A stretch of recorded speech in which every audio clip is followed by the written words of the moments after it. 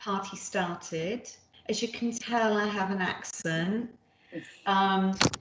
So just for a few minutes, while the other people try and join us, I'm not sure what's going on.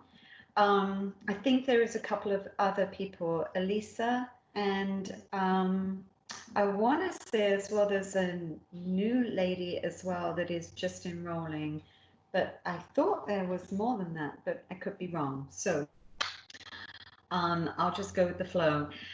So I'd like to know a little bit about you, and I'll just start by letting you know a little bit about me. I've been a nurse for about 30 years or more. Came to the States as a travel nurse. That's how I ended up here. And background, originally when I started, I was about 18 to 21 in England. I was a bone marrow transplant nurse and hemonc, every aspect of it. So I did originally, came to the States, ended up in Florida as a travel nurse about 20 years ago, and sort of developed various roles such as case management was one of the big things I did. I'm a nurse practitioner. My credentials is in family practice, and just love nursing. There's so many facets to nursing, and you never stop learning. That's the beautiful thing about it. So wherever you are, you know, you're always looking to better yourselves and grow in your practice as far as I'm concerned. So that's what it's about for me. So let me just hear a little bit about you. Let me start with Evelyn. Hi. I've been a medical assistant for about 15 years almost now.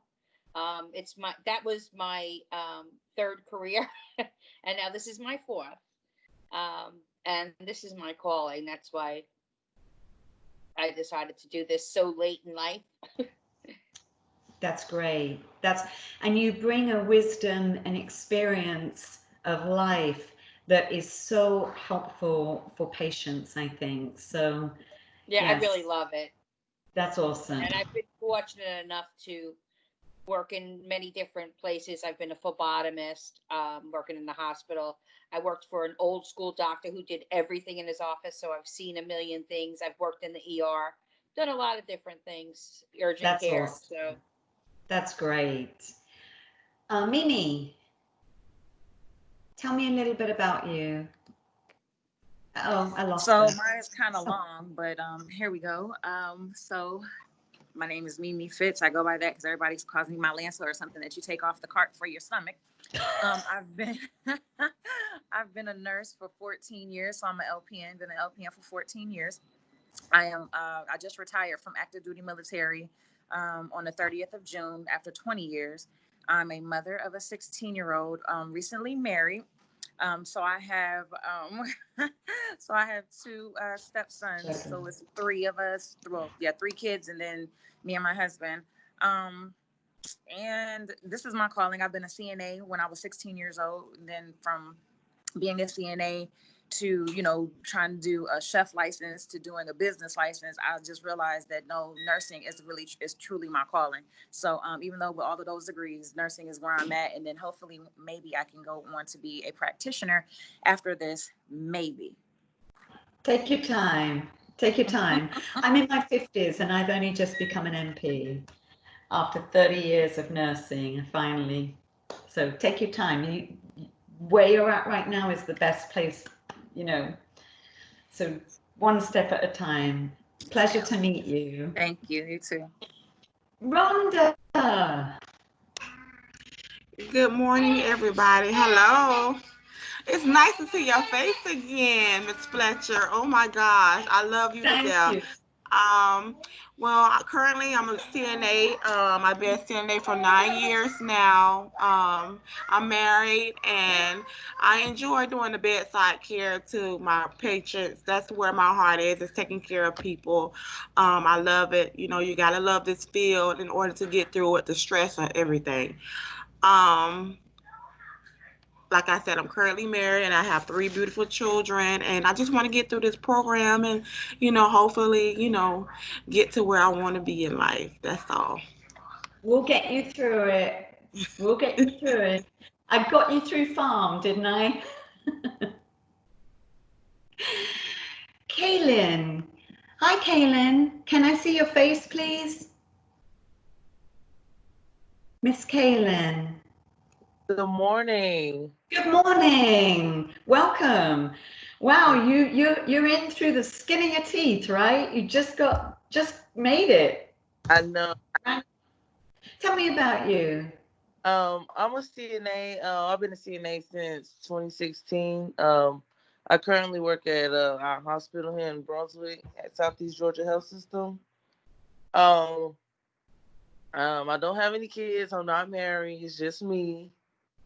Uh, I always wanted to be a nurse. My mom is a nurse.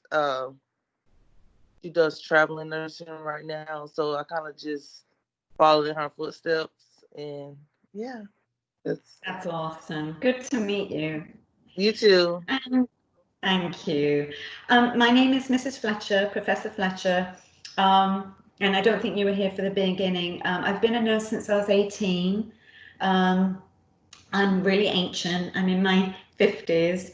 So, nursing has truly been a lifetime career for me. And there are many different facets to nursing. I'm a massive advocate for nurses. I love encouraging nurses. I'm certainly not one of those that feel that you eat your young. That is not nursing.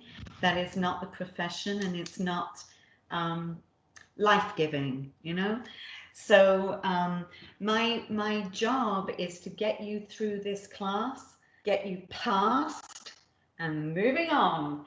That's my goal, all right? But doing it in a way that encourages you, lifts you up, and makes you feel that you've learnt something, even if it's just a couple of bits that you're moving on to the next level. Okay. Amber, we can see your face or not, but are you able to? Can we hear you at least? Yes, ma'am. Hey, are we able to see you? Do you have a camera? Just like it's helpful for me to put a face to the name. Don't worry if you got bedhead or whatever. I don't care. Oh, she left. She's probably having problems with her computer or something. All right. Oh, she's back. Hello. Yeah. Hi. Hooray. Finally, we get to see you. Good morning. Good morning. So tell me a bit about you, Amber. So I went through the MA program at Concord. So I got that certification, and then I just renewed that. And so I don't know, it's a long story there, but I wanted to do further nursing and I want to be a nurse practitioner, I think, later in my career or whatever. But like MA was like a stepping stone for that. So yeah. All right. Well, pleasure to meet you. So as I say, I'm not sure if there's anybody else that's supposed to be joining, but I'm going to get rolling with this so that we can get moving today. All right. So let me just put Amber. So good. You all got the link. That works. I think you all got the link for Remind as well. I will show you my screen, and I'm just going to spend an hour going through the steps of what this class is going to look like a little bit and how it's going to work. And then I do want to go through chapters that is in your syllabus, which you may have already looked at, I'm not sure. Basically, week 1 talks about chapters 4 and 7. And now my style might be a little bit boring because it is in some respects. I tend to, and I got to tell you, my last group of students in this class, every single one of them passed. everyone passed. So although some of the aspects of what I do might be a little boring, um, I don't tend to play a lot of the games and things like this. I use this. I use the book because that's where the bulk of the information that you need is. Now, and I'm going to pull up Canvas in a minute and show you some stuff. But what I tend to do is, and Rhonda knows this, I tend to use the book. I will go through the chapters with you and I will say, highlight this, highlight that, pay attention to this, pay attention to that. And that might seem a little old school and like boring, but get your highlighters out, all of that type of thing, and use it, because I think you'll find it serves you in the long run for going back and going, what did she talk about?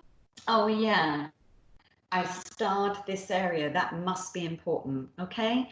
So that's something that I like to do. Is that okay with you guys? Are you comfortable with that? Does that seem like a good idea? Yeah. And I will let you know, on the HESI, there were certain questions that came up that I've made notes of to try and help guide you from that HESI of what may or may not come up, and sort of try and help guide you a little bit as well to prepare you for those things. I do dosage calc. I'll do that in our clinical sessions. On my review session last term, I did a lot of dosage calc and a lot of ABG work. The reason being is that's very concrete. So my philosophy is, hey, if you don't remember anything else, those concrete things, if you've got them down, they might help just get you a few points to pass you, So that's some of my logic on those things. So let me do this. I want to pull up Canvas and go through a couple of things with you.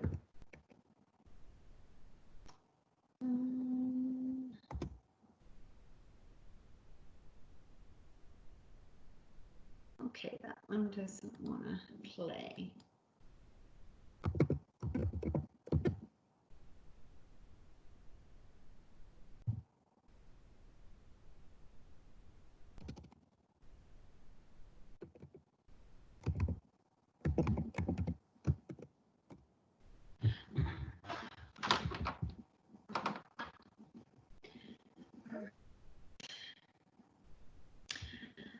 Miss Kaylin is in the lobby. So we're a small group, sort of quite nice, actually. I think that's sort of handy. So let me do this. I'm going to share my screen in a minute because I'm going to walk you through the receipt and all that sort of stuff. It's actually on the. Give me a minute. All right. Come on, come on, come on.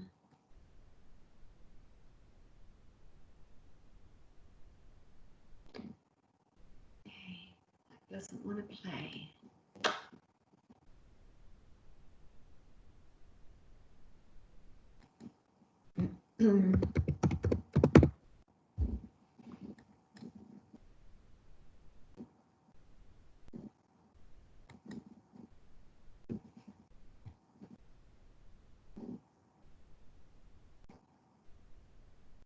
Wow, my computer is slow. While I'm waiting, of all of you, first of all, are you see the canvas, able to see it? Have any of you been in the, have any of you looked in Canvas yet? And you don't have to keep your screens up. You're fine if you want to, you don't have to. I mean, it's nice to see you, but I don't expect you to keep your screens up all the time. Let me share my screen. I want to see if you can see. Can you see that, guys? Yes, Yeah, ma'am. we can see. Yeah. Okay. have you been able to get into Canvas this morning, or any problems first of all? So I just want to go through if there's any issues first of all. I've been in, it's been fine. You've been in? Okay. All right. I just want to make sure. Now, Rhonda, who is repeating? Is it just you, Rhonda, or is there somebody else repeating? I'm not sure. Just me so far. Kaylin says she's repeating as well.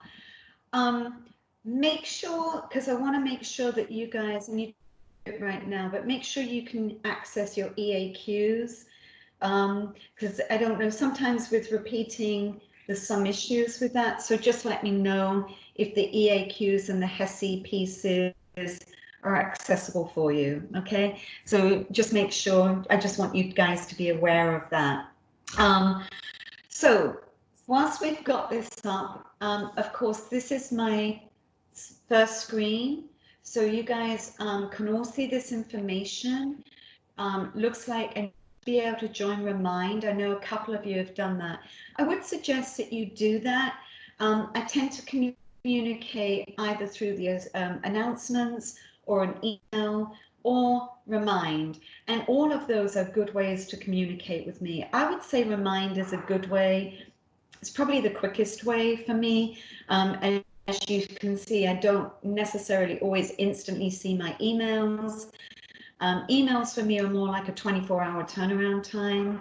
I would say Remind is a quicker way to communicate with me if you've got something urgent, and that'll trigger me to go look at my emails or something of that nature. So I would use that. And as I say, this right here today is flipped. Today, usually for the rest of the term, as you can see, week 2 through week 10, the clinical is going to be today, 7A to 7P. And the lecture is going to be Thursday, all right? And then on Wednesdays, we've got clinical weeks 2, 4, and 6. All right. So if you go, as I say, to the front page, you will see this. Announcements.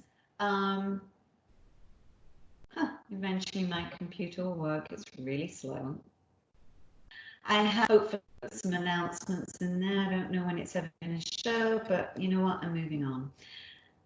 Come on. What I've done here at the bottom of this, a lot of this you actually can't see, don't worry about it.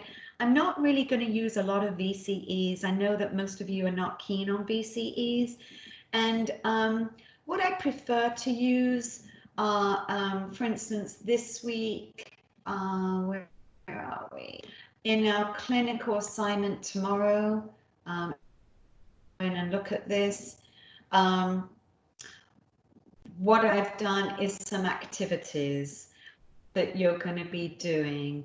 I've got concept maps, teaching posters, things of that nature that I think are a little bit more interactive and interesting for you. And I think, as I say, there's 5 of you. This week I've done it as separate entities that you will then show me what you've done to each of us. It's going to be like a little mini presentation that you're going to give. But what I've done to make it easier for you is I have provided for you, bear with me, for week 1. There's voiceovers for all of the PowerPoints. The PowerPoints are here because some people like to print the PowerPoints and have them and use them that way. I've also put last term's recordings here, and I've done that on purpose. They're all YouTube videos, and you can look at these throughout the whole modules, through all the different modules, and just get an idea of what we did last term. All right. So what I will do as well, all of these recordings I upload as a YouTube video. You can access them and go back and say, what was she talking about? But they'll all be there. I do tend to do synchronous lessons rather than asynchronous, and I'm not sure what you guys were used to, but I prefer to be synchronous in our sessions. That way you can talk to me through the whole few hours of the lecture time, rather than asynchronous. And then, as I say, all of the recordings will be put in the modules for you. Any questions about that so far?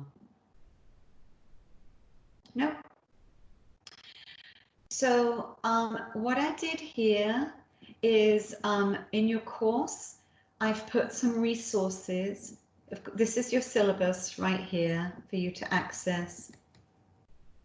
These are resources, and I'm just going to open them up. So I've put a ton of different resources here you can use, including the care plan, the template for the care plan, SBARs, concept map information, all sorts of different things that you may want to utilize, all right? So just want you to be aware of that.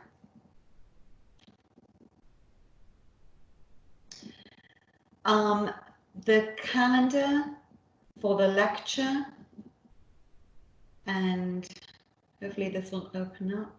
Oh, why did it? That's weird. That's not. It's my calendar.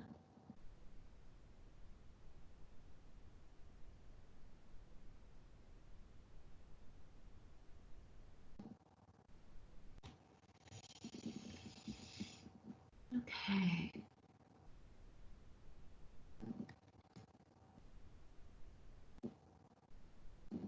Okay. I'm not going to open them up, but both here and here is the schedule and the calendar for you. And as I say, this will give you the indication of what's due each week. Well, actually, let me open it up just so I'll go through it a little bit with you guys.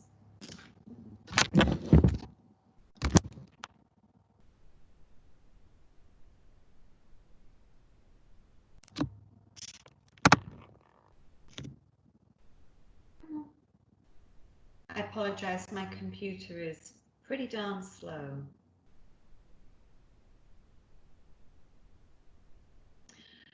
So I'm sure you're used to this type of thing, but I just wanted you to have some basic information of due dates and things of that nature. It's not just posted here, but of course it's posted on the assignments and all of those pieces as well. But it gives you an idea of the quizzes and the exams, and I'm going to talk about those in a minute. I put discussion boards. I'm probably not going to use a discussion board, but I might put some in now and again, just to change things up a little bit. If I do use discussion boards, I might do, instead of you having to write things out, I might get you to do like a little video, and you can use YouTube. There's another thing called Flipgrid videos. You can use any of those things and do like a 5-minute video, which I would love for you to do, and upload that instead of a discussion question if I decide to do some of that. So this just tells you an outline of what the expectations are. Okay, let me go back here. And I don't think I'm showing you anything that you haven't seen before, right? But I just want to go through it a little bit with you. This voiceover right here is a beautiful thing that Miss Kilcrease put together, by the way. I pretty much think it's the whole book, the Med-Surg book, that is a voiceover. So if you want to utilize that, it's there for you. Okay, some people prefer to learn that way, so it's available for you. And right here is another tool that I've put here. It's a PowerPoint of concept maps so that you can utilize that as well. And I suggest that you really use these tools that I've put here for you to just help guide you a bit, all right? So without further ado, what I do want to do is go right to the bottom of this thing, slowly.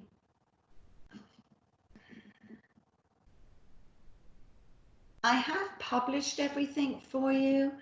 Um, I will probably make some changes, but if you have an inkling that you want to have a look around, you can. I would suggest, just stay slowly. Okay, this is what I wanted to show you. I have put here all the ebooks for you. If you want to use them, you can. Some of them you need, some of them you don't need, but just in case, like the clinical companion, I don't think you have a hard copy of that, do you? From what I understand, right. And in your assignments, I know, for instance, week 1, there's an assignment to do with the clinical companion. So this is why I've put these ebooks there for you to utilize.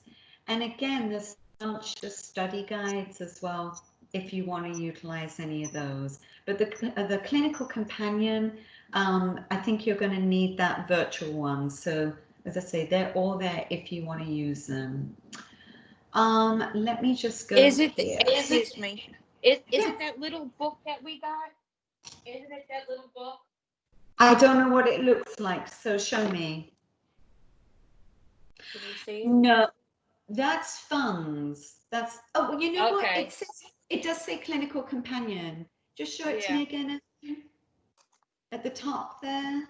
Yeah, I think that's, oh, you do have it. Okay. Do you all have that? Because last time they didn't have it. Right. I have it. Perfect. All right. Good, good, good. All right. So, one thing I do want to do, and bear with me. So I want to show you.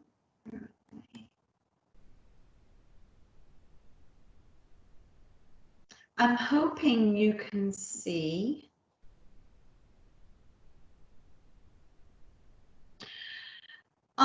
Can you see the survey that's published on Canvas? Are you able to see that? No. None of you can see it. You can't see this? The syllabus receipt? I published it. No?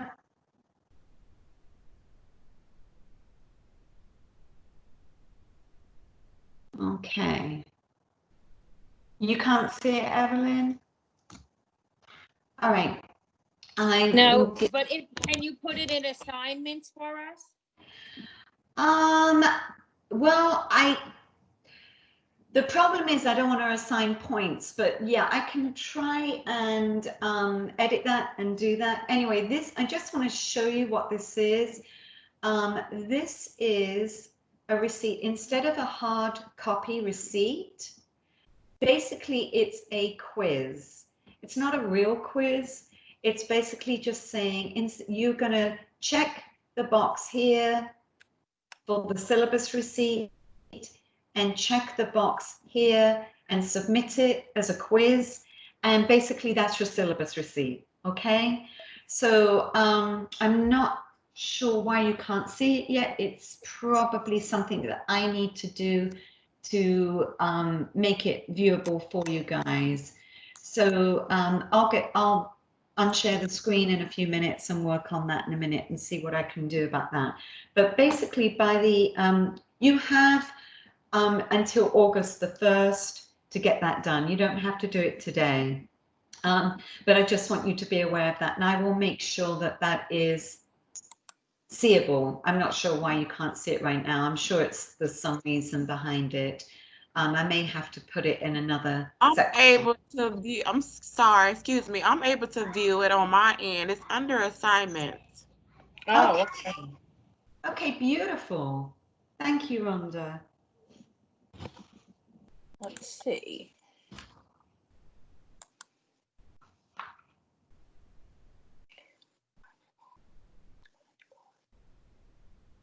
I thought this might be easier for you than a hard copy that you then have to upload and all that stuff. So. See, I don't see it in there. I don't see it either. But you see it, Rhonda. Okay. Hmm. Let me work on that for you. It's probably something on my end. I'm sure it is. Okay. All right. I've got it under quizzes right now, so maybe I need to move it somehow, and I'll figure that out. Well, let me look under quizzes. Oh, I see it. Wait, hold on. I see it under quizzes. Beautiful. Who asked that they couldn't see it? Was it I see it Amber? under quizzes. Yeah, I got it. Perfect. Perfect. Yay. All My right. So my class assignment hasn't been put in yet, so okay, don't worry. You've got time, Kaylin. okay. You're here. That's the most important thing, right?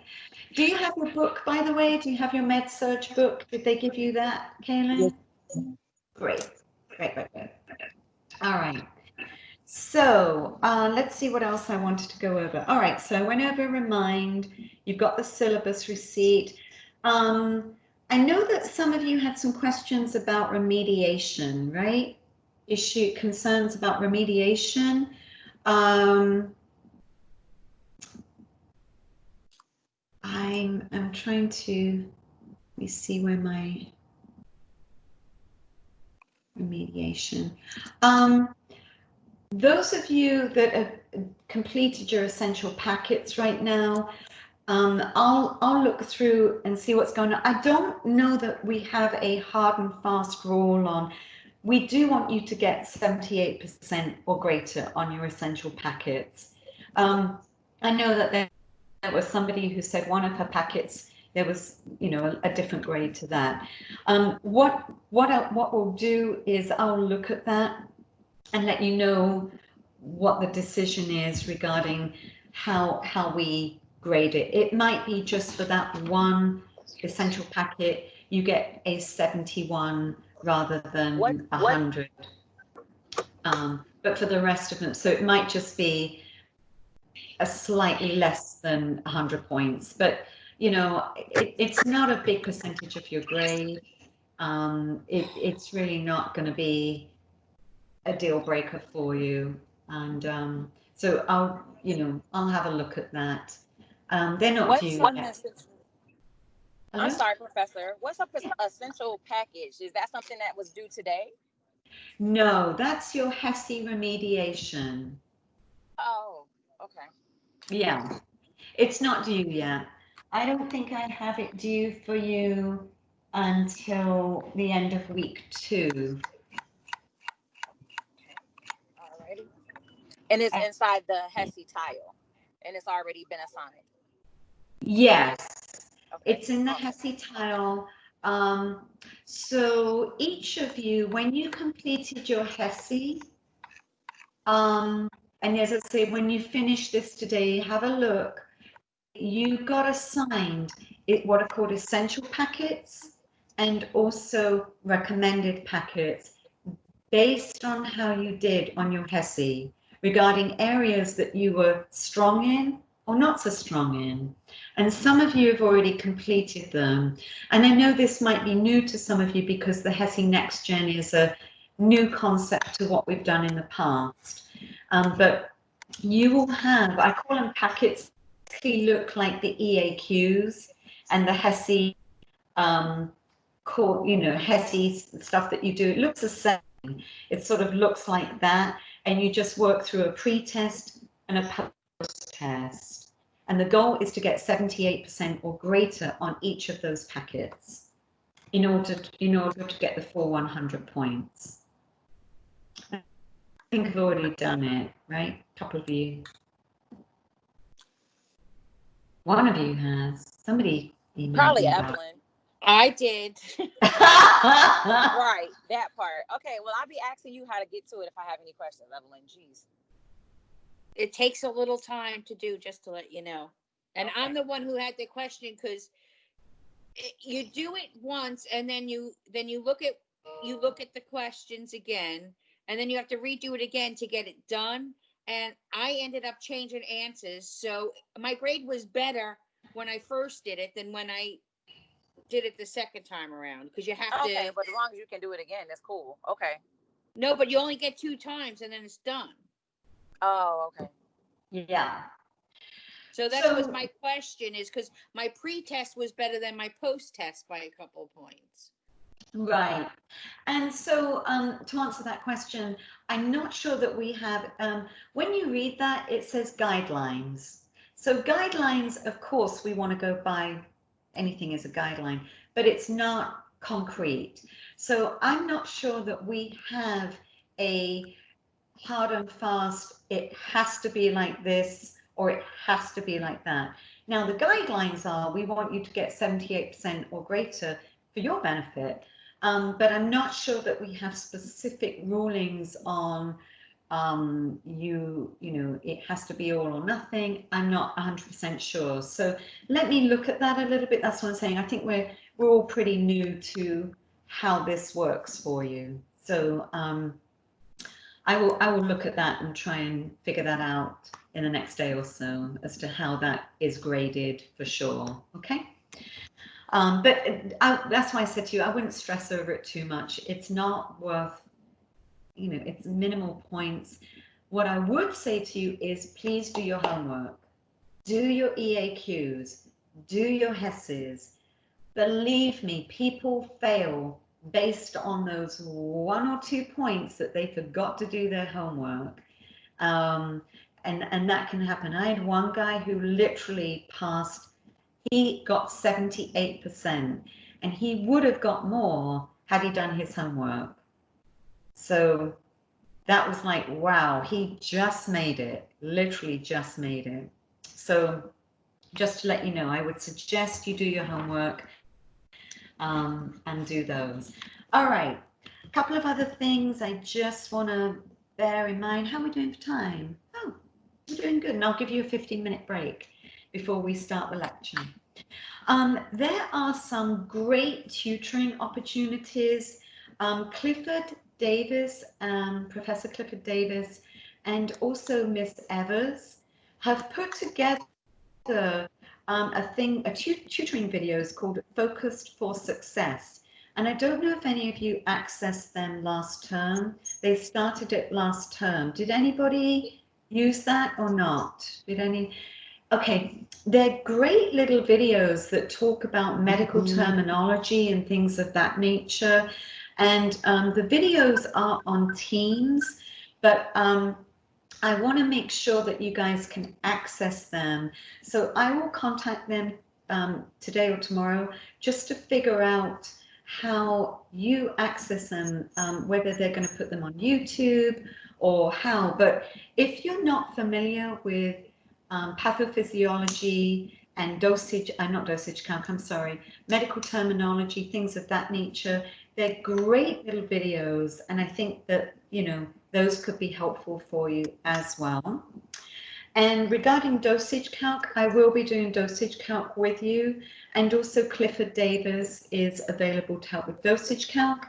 And finally, last term, I did do a couple of sessions with Miss Tony Smith, and she was wonderful at going through some of the tips and teaching components for your quizzes and exams to help you focus and do things like how to understand how the question is so that you can just focus on that question and get it right. Okay? Teaching tips regarding all of that. So throughout these weeks, I will try and incorporate those 3 professors to help you a little bit as well. All right. Let's see. Any questions for me? Any concerns? Anything? Pretty straightforward? Good. Good, good, good. All right. So. Just nervous. You're good. You good? Great. Great, great, great. I think I've covered most of the pieces that you need, right? I think. And what I'm going to do is I'm going to give you guys a 15-minute break, get your coffee, get organized, have a look through Canvas for a few minutes. And then at 9 o'clock, I want to go through these 3 chapters with you. And I also want to show you a little video regarding SBAR, just to sort of get you thinking along those lines and how you can utilize the SBAR. It's a 5-minute video and about how you give handoff report and how you use that, how you would report to each other. Okay, so it's 8:44. I will see you back at 9 a.m. and I look forward to it. All right, see you in a few minutes. Bye.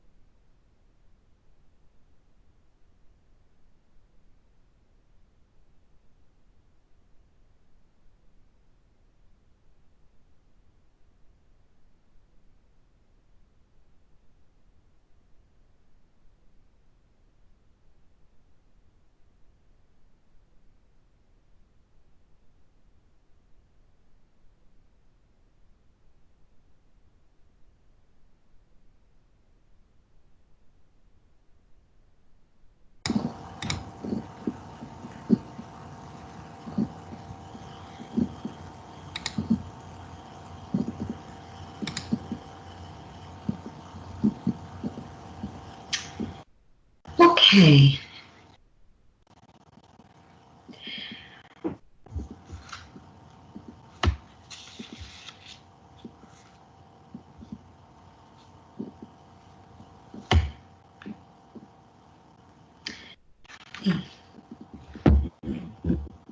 You got coffee there, Rhonda? Need it, right? You know that I drink my tea first thing in the morning. My hot tea. Now I'm on water. This green tea. You're drinking green tea? Yes, ma'am. Did I teach you that from farm when I said about the L-theanine, or is that something you just like to do? You just like it? I like it with lemon. I always tend to pop a bit of lemon in mine. All right. So if you have your books with you, get your highlighters out.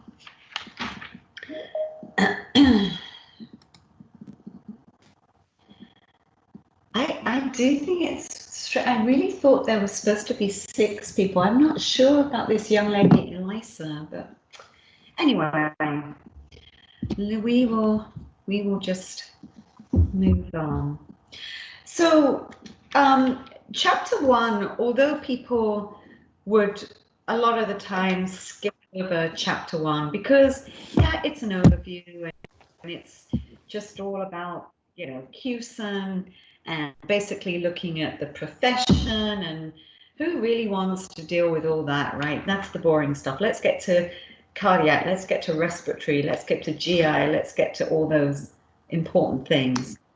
I get it. But as you become a nurse, you will begin to understand why these concepts are so important for your practice and will keep you safe and prevent you from getting sued and prevent you from losing a job or prevent you from making errors, keeping the patient. These are the core principles of what I'm going to talk about. A few minutes. It's a fairly short chapter. Chapter 1. So when you just to let you know, as I go through chapters, what I like you to look at, a few things to just sort of keep in your brain. At the beginning of each chapter, it says the learning outcomes. All right, bear that in mind because these learning outcomes, these concepts, as it says here, priority and interrelated concepts, the learning outcomes. And at the end of each chapter, key points. These things, bear these pieces in mind because it states right here, review these key points for each NCLEX examination client needs category. At the end of each chapter, these are the key points for you to really hone in on to help you pass the. All right, so that's what I want you to just bear in mind at the beginning and at the end of each chapter. All right, moving on. Page 2. It states here the quality and safety education for nurses core competencies. That's a big mouthful, but what it's basically saying is the Institute of Medicine, and it's now called the National Academy of Medicine, looked at the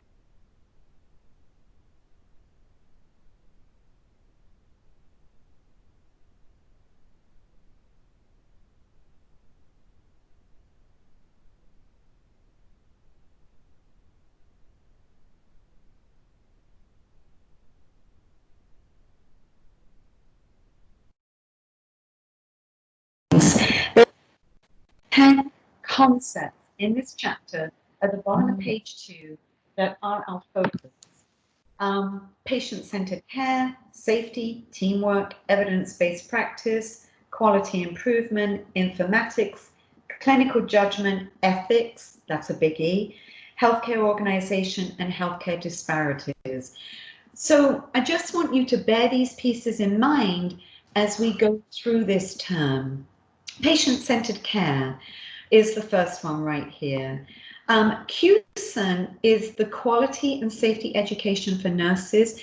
And through the whole of these books, you're going to see like little key points based on QSAN that say, hey, nurse, as you're learning this concept, bear this in mind. This is really important. This is a key point for you. So just bear in mind this QSAN out. Okay. QSAN is really going to be your key component of what the HESI is based on, what the NCLEX is based on. So just bear this in mind. So one of the things it talks about patient-centered care is family-centered care.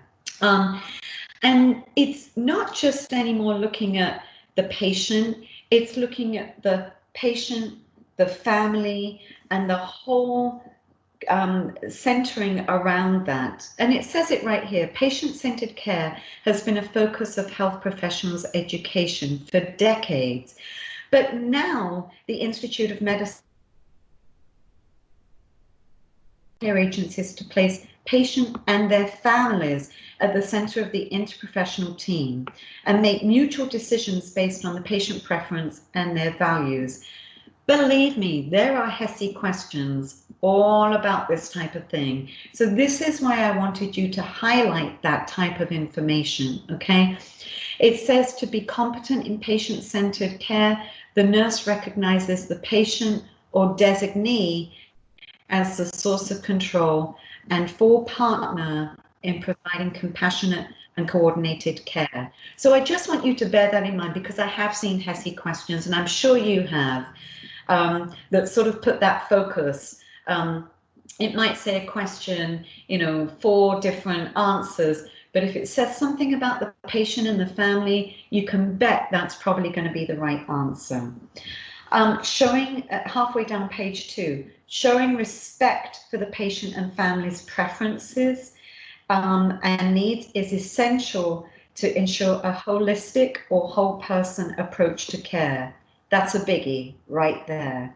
The next thing I want you to just highlight is a thing here. It says, it's in italics, cultural and spiritual considerations, features.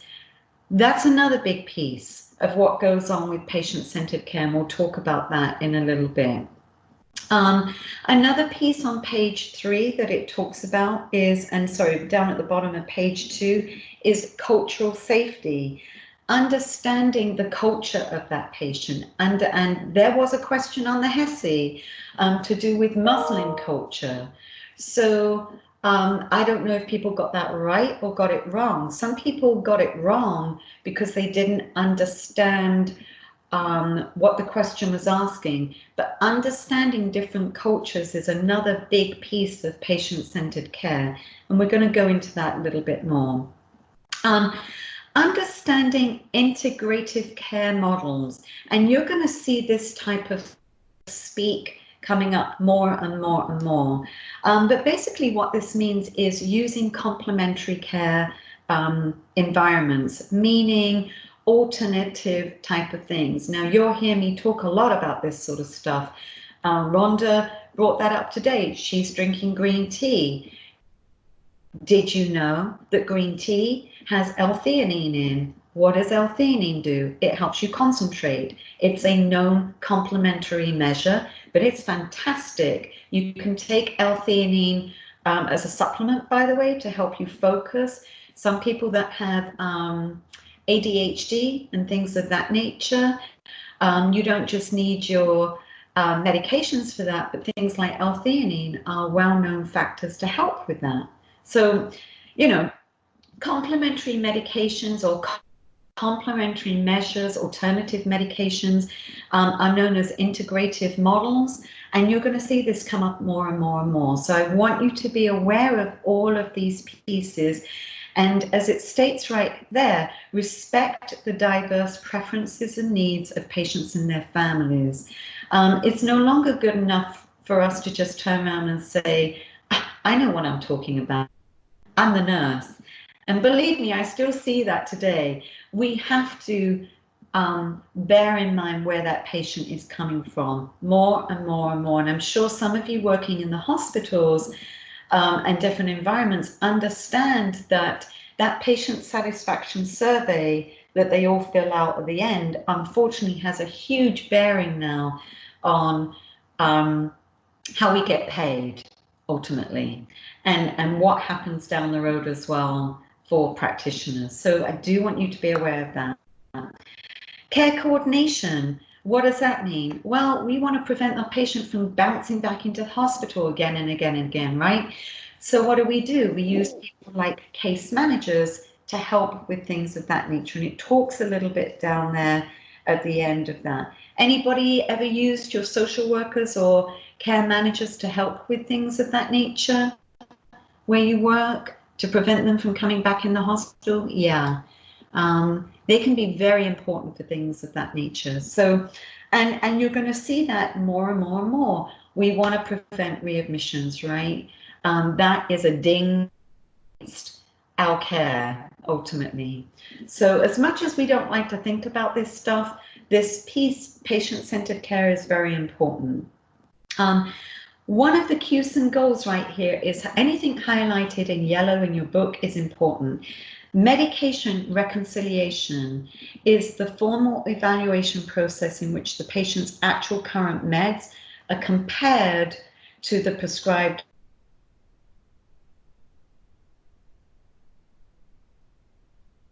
with, and make sure the patient understands what they're going to go home with. All right, resolve any discrepancies there. Safety. Oh my goodness, safety. Safety is the ability to keep the patient free from harm and minimize errors. One of the big things the Institute of Medicine noticed, there was a massive program that came about, I want to say in the 90s, was about medication errors. There was a huge program that recognized patient errors, and ever since then we've done a lot to not only try and prevent these medication errors, but also allow the nurses and staff to not feel guilty about it, but in fact come up and say, okay, yeah, I made this error, whatever it is, and recognize that so we can get to the root cause, it from happening again. Okay. And so it says right here, scope of practice, nurses have an accountability and play a key role in promoting safety and preventing error, including missed nursing care and the necessary care that should have been provided by one or more nurses. And what I want to bring out about that is, I'm going to use my father as an example. My father recently is back in the hospital in England. He's been in and out of the hospital 4 times now, and a lot of it could have been prevented. He now has a stage 4 pressure sore. My father was a European Tour de France cyclist. My father is 82, always been into fitness, always been into health. And so my father, to not be able to get upstairs and be in a situation where he now saw, it's like, what is going on here? And there were many, many, many missed opportunities that could have been avoided. Now, and the reason I bring that up is, look on page 4, what we're talking about here.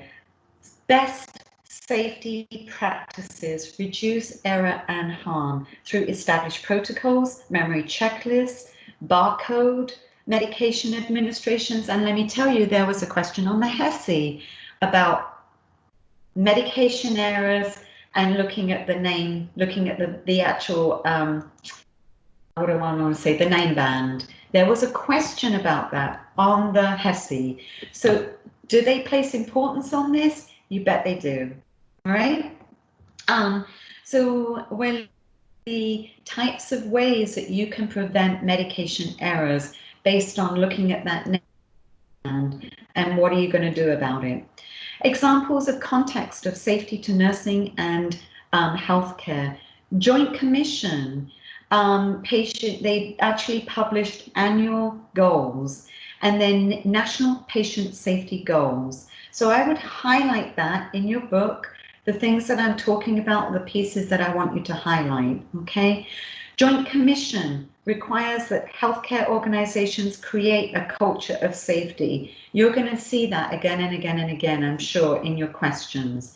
What does that mean? It's a pain-free approach, and that's what I just spoke about a few minutes ago. We're no longer saying it's that nurse's fault for doing it. No, it's like, okay, what happened here? How did that happen? And how do we prevent it from happening again? At the bottom of page 4, anybody familiar with the term sentinel event? Anybody ever heard that term?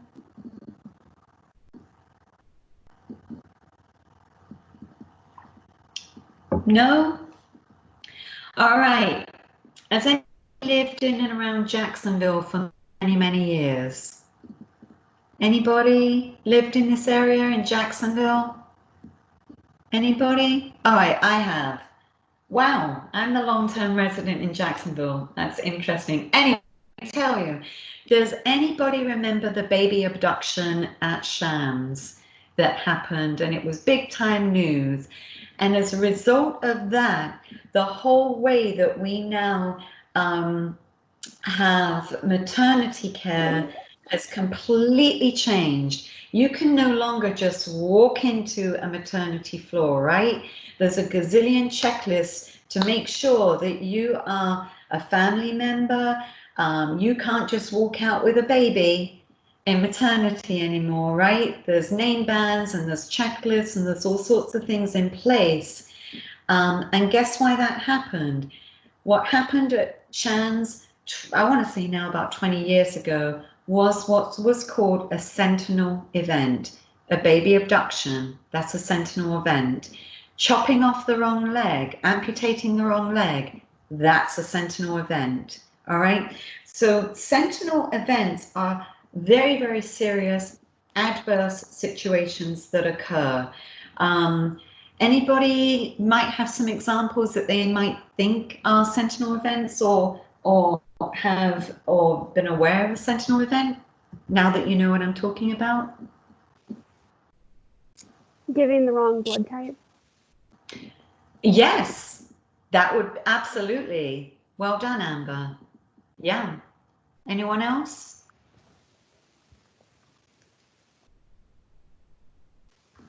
No? Who's my LP? Working with the wrong patient, not checking to see who the patient is. That could be. That could be. I mean, it definitely. Medication errors. Absolutely. You know, if you kill your patient because you gave the wrong med, and of course that has happened, you know, giving too much insulin, all right, that can kill your patient. So there's a lot of things that potentially can be sentinel events. So that's a big deal, right? And as I say, amputating the wrong limb, that happens. Doing the wrong surgery, that happens. Stealing a baby, yeah, that's a sentinel event, right? So all of these things, and I'm not making light of it, I'm just saying these are sentinel events. So you may hear that term. Teamwork. Oh my goodness, that's something we've all had to learn, right? Especially when you're working with maybe difficult people in your team. We have to learn to collaborate more and more and more, especially I would say when informatics, working virtually, working in different, it's not so easy now. We have to do a lot of documenting. We have a lot of those pieces. So working as a team has become more and more and more important. And it's so important that it's one of the defining things that Cuson has said is a quality aspect of care. I just want to bring your attention to table 1-2 on page 5, and it just talks about interprofessional communication competencies. And I'm not going to go through them all right now, but I do want to draw your attention to them. And basically, there's 4 general competencies: values and ethics. So valuing the other person in your team. It's not all about me. I'm not thing. My team is the most important thing. Making sure that I communicate with my team is very important. Making sure you understand the different roles. Some of you are CNAs, some of you are MAs. If I delegate something to you, I better make sure, the RN, that I know and understand what I'm delegating to you, that it's within your scope of practice. And I'm not asking you to go and give that insulin shot. I'm not asking you to go and give blood. I'm not asking you to site an IV and start that infusion. That is not in your scope of practice, all right now. So when I delegate something, I have to understand what that role is that you're able to do or not able to do. And if I do delegate something to you, that I follow up with that. So understanding the role and responsibilities. Interprofessional communication, again, that I'm communicating well to prevent errors and also so that my day goes smoothly. I want a smooth 12-hour shift as much as possible. The best way to do that is to communicate with my team, right from the get-go. And we're going to talk about the S-bar, we're going to talk about, Rhonda's laughing, because it's true, right? It just sets your day off well when you communicate easily. And then team building approaches as well. How can we work with a team to build them up and not tear them down? So it talks about that at the bottom of page 5, and it talks about, with that, I have a video that I am going to share with you right now, probably because they do it a bit better than me. Why not?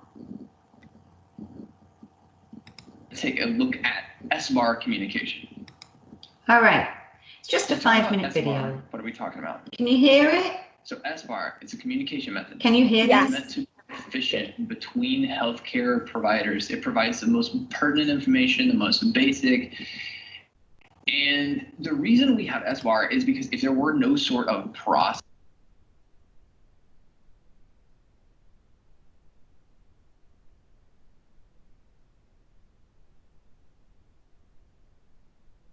It stopped.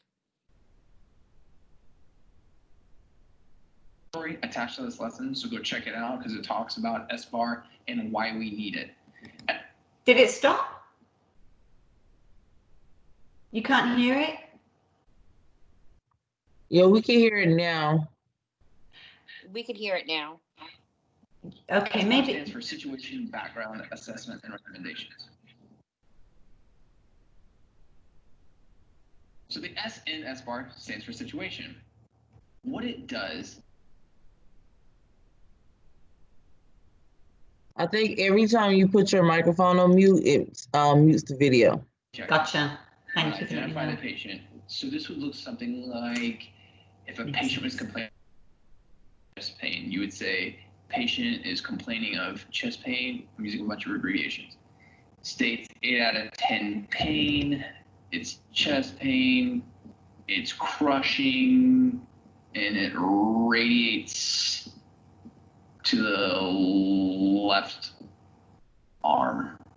We call this the left upper extremity, the left arm. So this tells us the presenting issue with the patient, specifically about what's going on. B stands for background. The main point of this is to give a brief medical history. It tells us why they're here, any primary diagnosis or chief complaint. It also covers any labs, code status, so you'll get a full code, and recent hemoglobin of 10. This is just an example. It can also help provide insights to medical history. You could say history of congestive heart failure. But this gives us an idea into the background of the patient. It also has the most recent vital signs. A in S-bar is for assessment. This is part of the S-bar where you look at what we think the problem is. It also looks at the nursing diagnosis. There's a great lesson on nursing diagnosis, so go check that out if you haven't seen it. But this is basically analyzing the situation as to what's going on, what's wrong with the patient, or what we suspect is wrong. We don't want to make a medical diagnosis here. We don't want to do that. The other thing you're going to want to do here is include your own assessment or your own assessment findings to back up why you think it's whatever's wrong is going on. The R in SBAR is for recommendations. This is the point in the process you're going to want to make recommendations on what you think should happen. So if we go back to our patient with chest pain, so probably need an EKG. We'll probably need maybe a troponin or some other cardiac markers, maybe a full set of labs like a basic metabolic panel, maybe some chest x-rays. These are all things that we think should happen. What interventions should we anticipate are going to be ordered? Does the doctor need to come to bedside to see the patient? These are things that we recommend to our other healthcare providers so that we can actually advocate for our patient. There are multiple times when you're going to use SBAR, and knowing when to use these things is really, really confusing. It can be extremely intimidating, so knowing this will create a better foundation for you when you need to use it. So here's some examples. So you can use it when you are giving report to or from the operating room nurse. Another example would be a transfer to another facility, like a skilled nursing facility. Another one would be to maybe another unit, potentially like a low level of care. So think like ICU to the floor. So another time that you'll use SBAR, but not necessarily in a formal report, is when you're calling a physician with a new problem. If your patient has a new complaint, for example, the patient with chest pain, you will use SBAR format to talk to the doctor and give them the new complaint. SBAR gives you great structure in knowing what to say and how to say it so that you're very succinct. So I'm going to give you an example, so listen closely. Hey, Dr. Smith, this is a nurse caring for Ms. Johnson. She's in room 2. She has a new complaint of chest pain. So the chest pain is radiating to the left arm and jaw. She presented yesterday for exacerbation of congestive heart failure. She has a new or a history of coronary artery disease. Her telemonitor is showing ST segment elevation. Heart rate is 110. Blood pressure is 185 over 115. I'm suspecting an MI, but I need to confirm with an EKG. Would you like to get some cardiac markers, maybe a 12-lead EKG? And could you come and see the patient? That example is a succinct example of exactly what you would need to say to the doctor. It sounds like a mouthful. And a lot of times it's going to be conversational, but just remember that this is the format that you want to get it delivered to. You also want to make sure that your information that you give to the doctor is recent. You want to make sure that you're not struggling to go get a new set of vitals. Make sure you have all that information up front. The other time you'll actually use SBAR format is maybe giving an update to a charge nurse or a physician, like if the doctor comes by, how's Ms. Johnson with the chest pain? Oh, she's doing much better after she got the nitro. That's a good example. Nursing concepts for this lesson are communication and teamwork and collaboration. Okay, let's recap. Situation. It's about what's going on with the patient. Also be sure to identify your patient. Background tells a brief medical history. So be sure to include your recent labs, any vitals, any pertinent information. Assessment. What do you think is going on with the patient? With your recommendations and make sure you advocate for your patient. What do you think should happen? And then know when to use SBAR and know when with those other healthcare providers around you.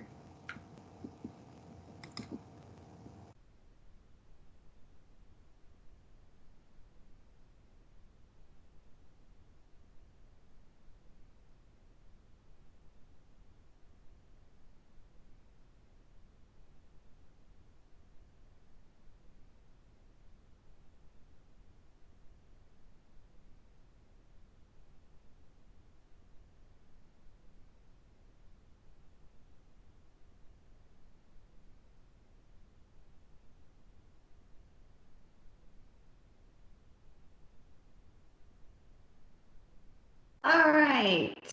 Sorry about that. My internet went down.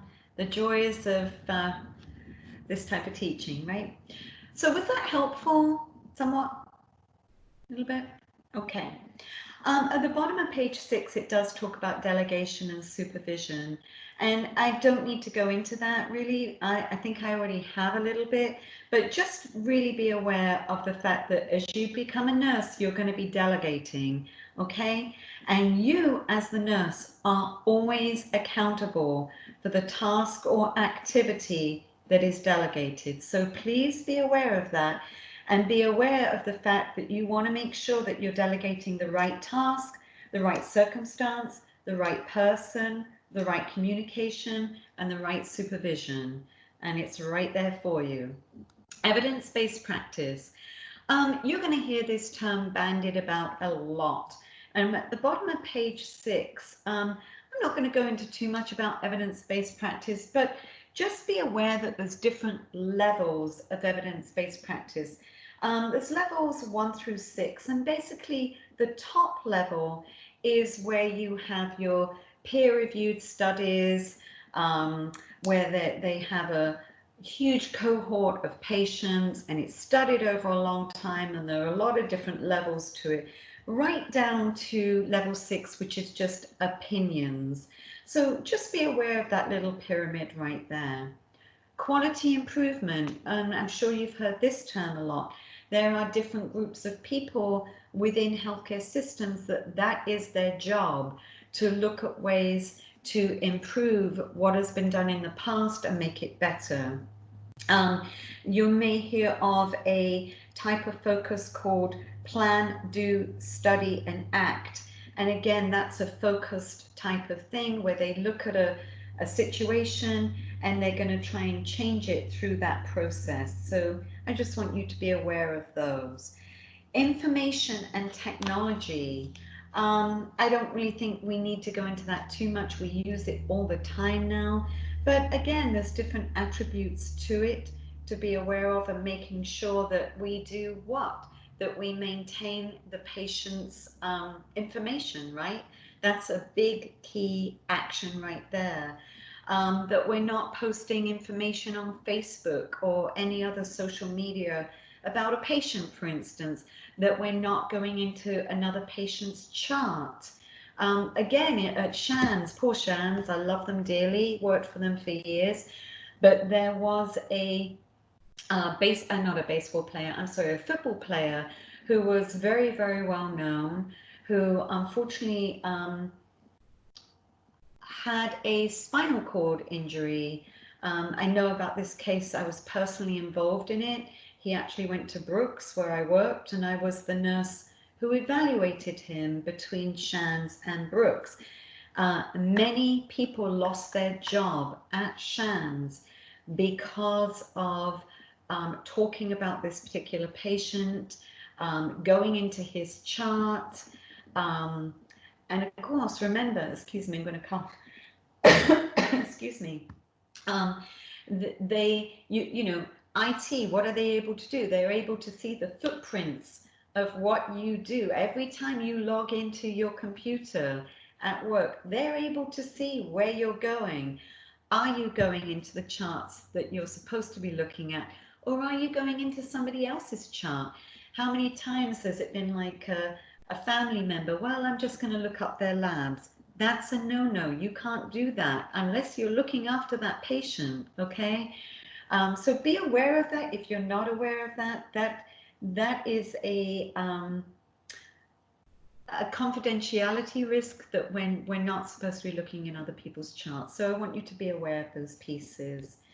And of course, we can use informatics for all sorts of things nowadays. Telehealth is another example of that. Clinical judgment.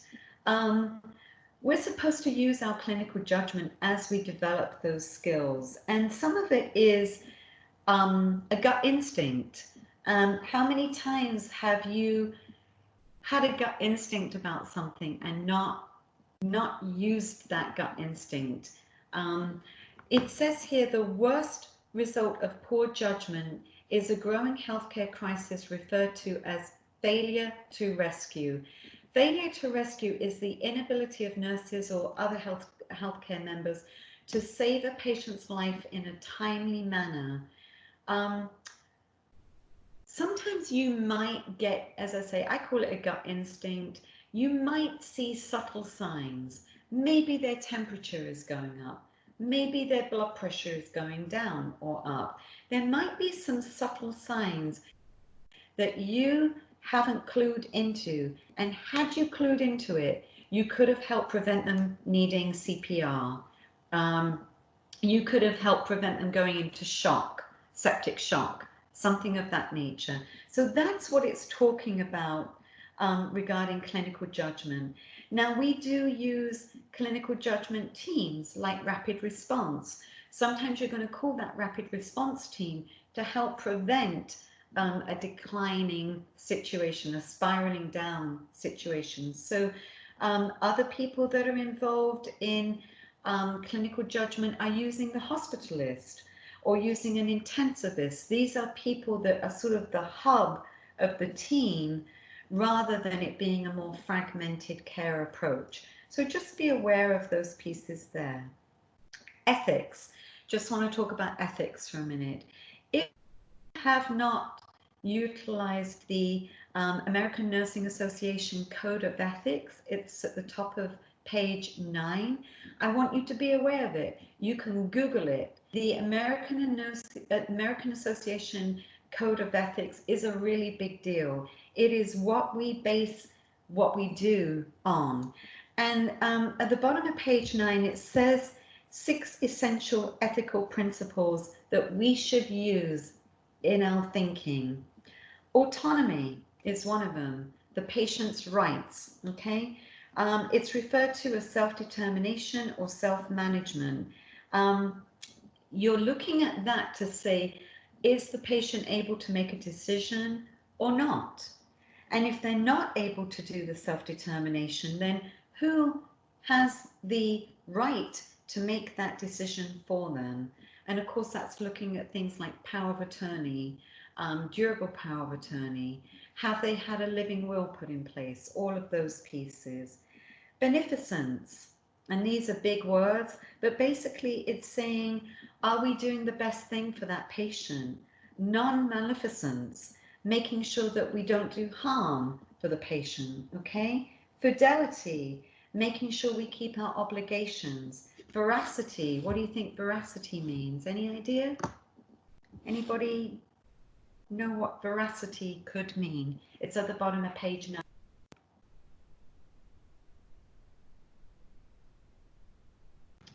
The ability to tell the truth. Yes, yeah, absolutely. Veracity. We want to tell the truth, right? Part of it. Social justice, making sure that we don't judge somebody based on anything. And it talks about that age, gender, sexual orientation, their religion, their race, their ethnicity, education.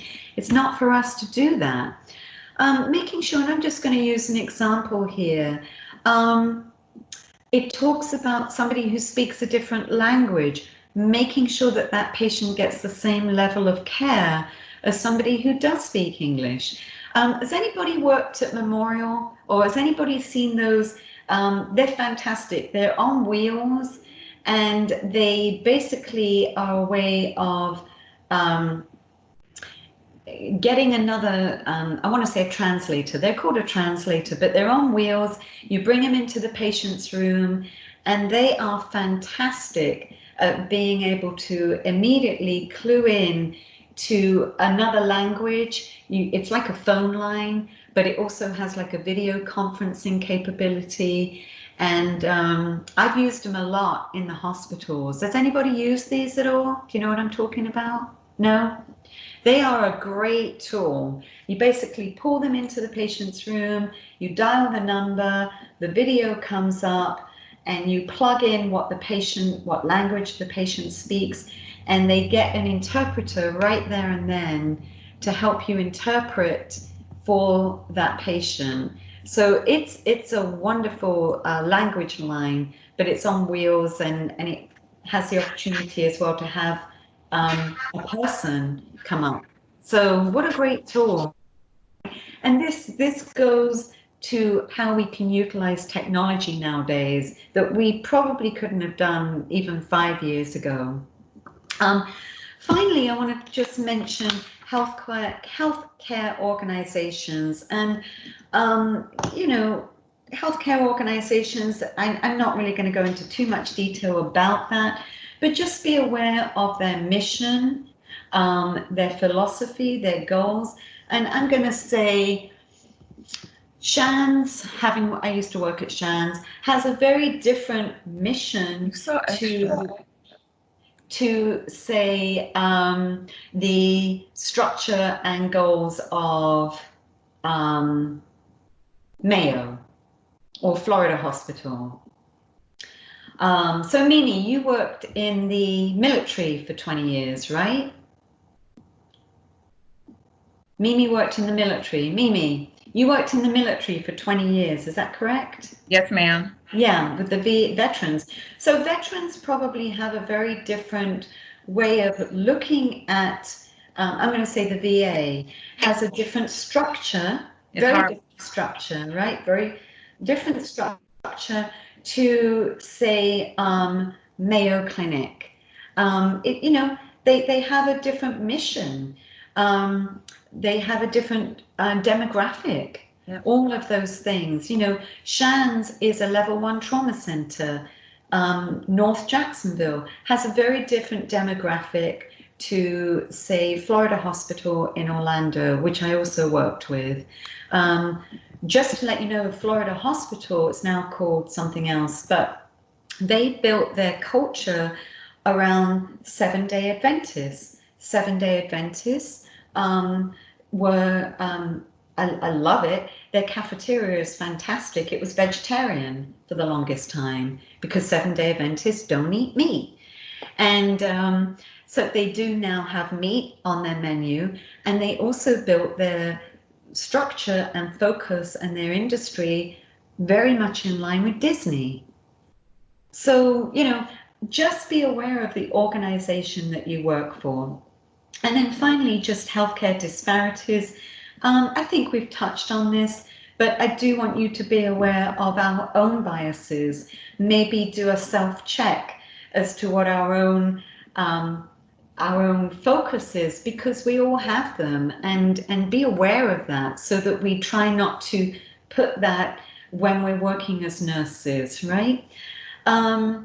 Be aware of what is called Healthy People 2020. If you've ever been aware of that, it is a fantastic focus. If you want, you can look it up, but it gives you a taste of what we as a nation are looking at. For instance, I'm going to use obesity. I'm going to use obesity as a opportunity. We have in our culture, unfortunately, child obesity, as you may or may not be aware of. And one of the focuses of US Healthy People 2020, one of their initiatives is to decrease that healthcare obesity. Okay.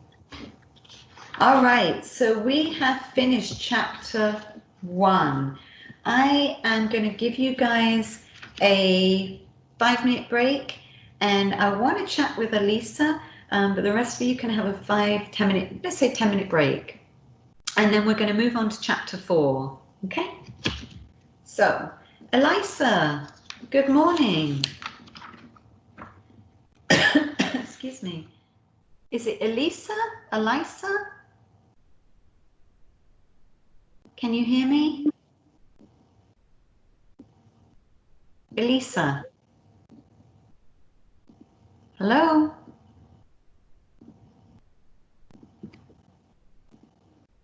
Elisa? Text something in the chat to me. Yes. Elisa, hi, can you talk to me? Are you able? I don't know where you're coming from.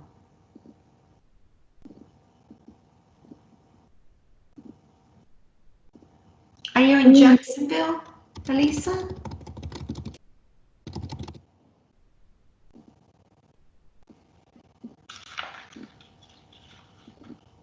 Yes. I don't know.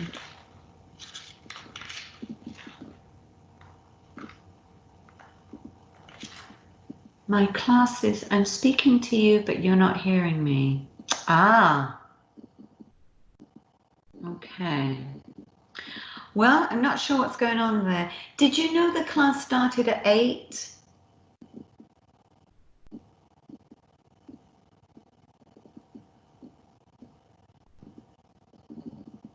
Not sure.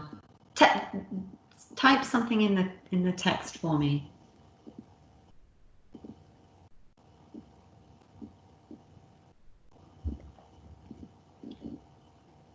Can you text me something?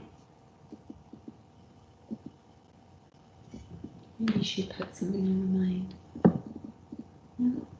All right. I was trying. Okay. All right. No worries. It's a Monday morning. All right. So maybe maybe after class you and I can talk offline. We'll try and get this. We'll try and get this organized for you.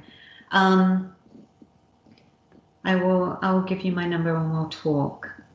All right. So I'm just giving people a few minutes. Oh, Vashti was in the meeting. I think she clicked onto the wrong one. All right. Well, don't worry, Elisa. We'll get you up to speed. We just went over chapter 1, but as I say, all of this is recorded anyway. So, you know, you can just catch up with the recording. Okay.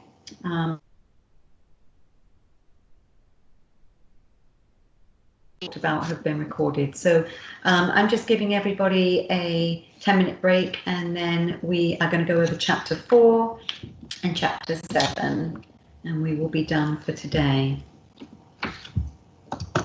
Do you have your books and everything, Elisa?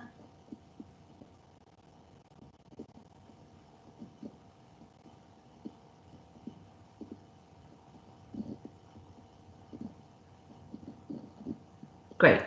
Good. All right. Okay.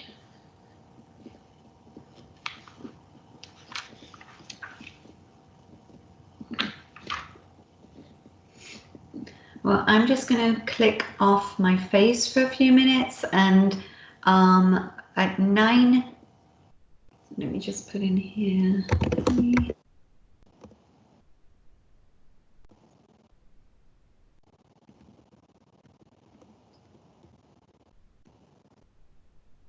50.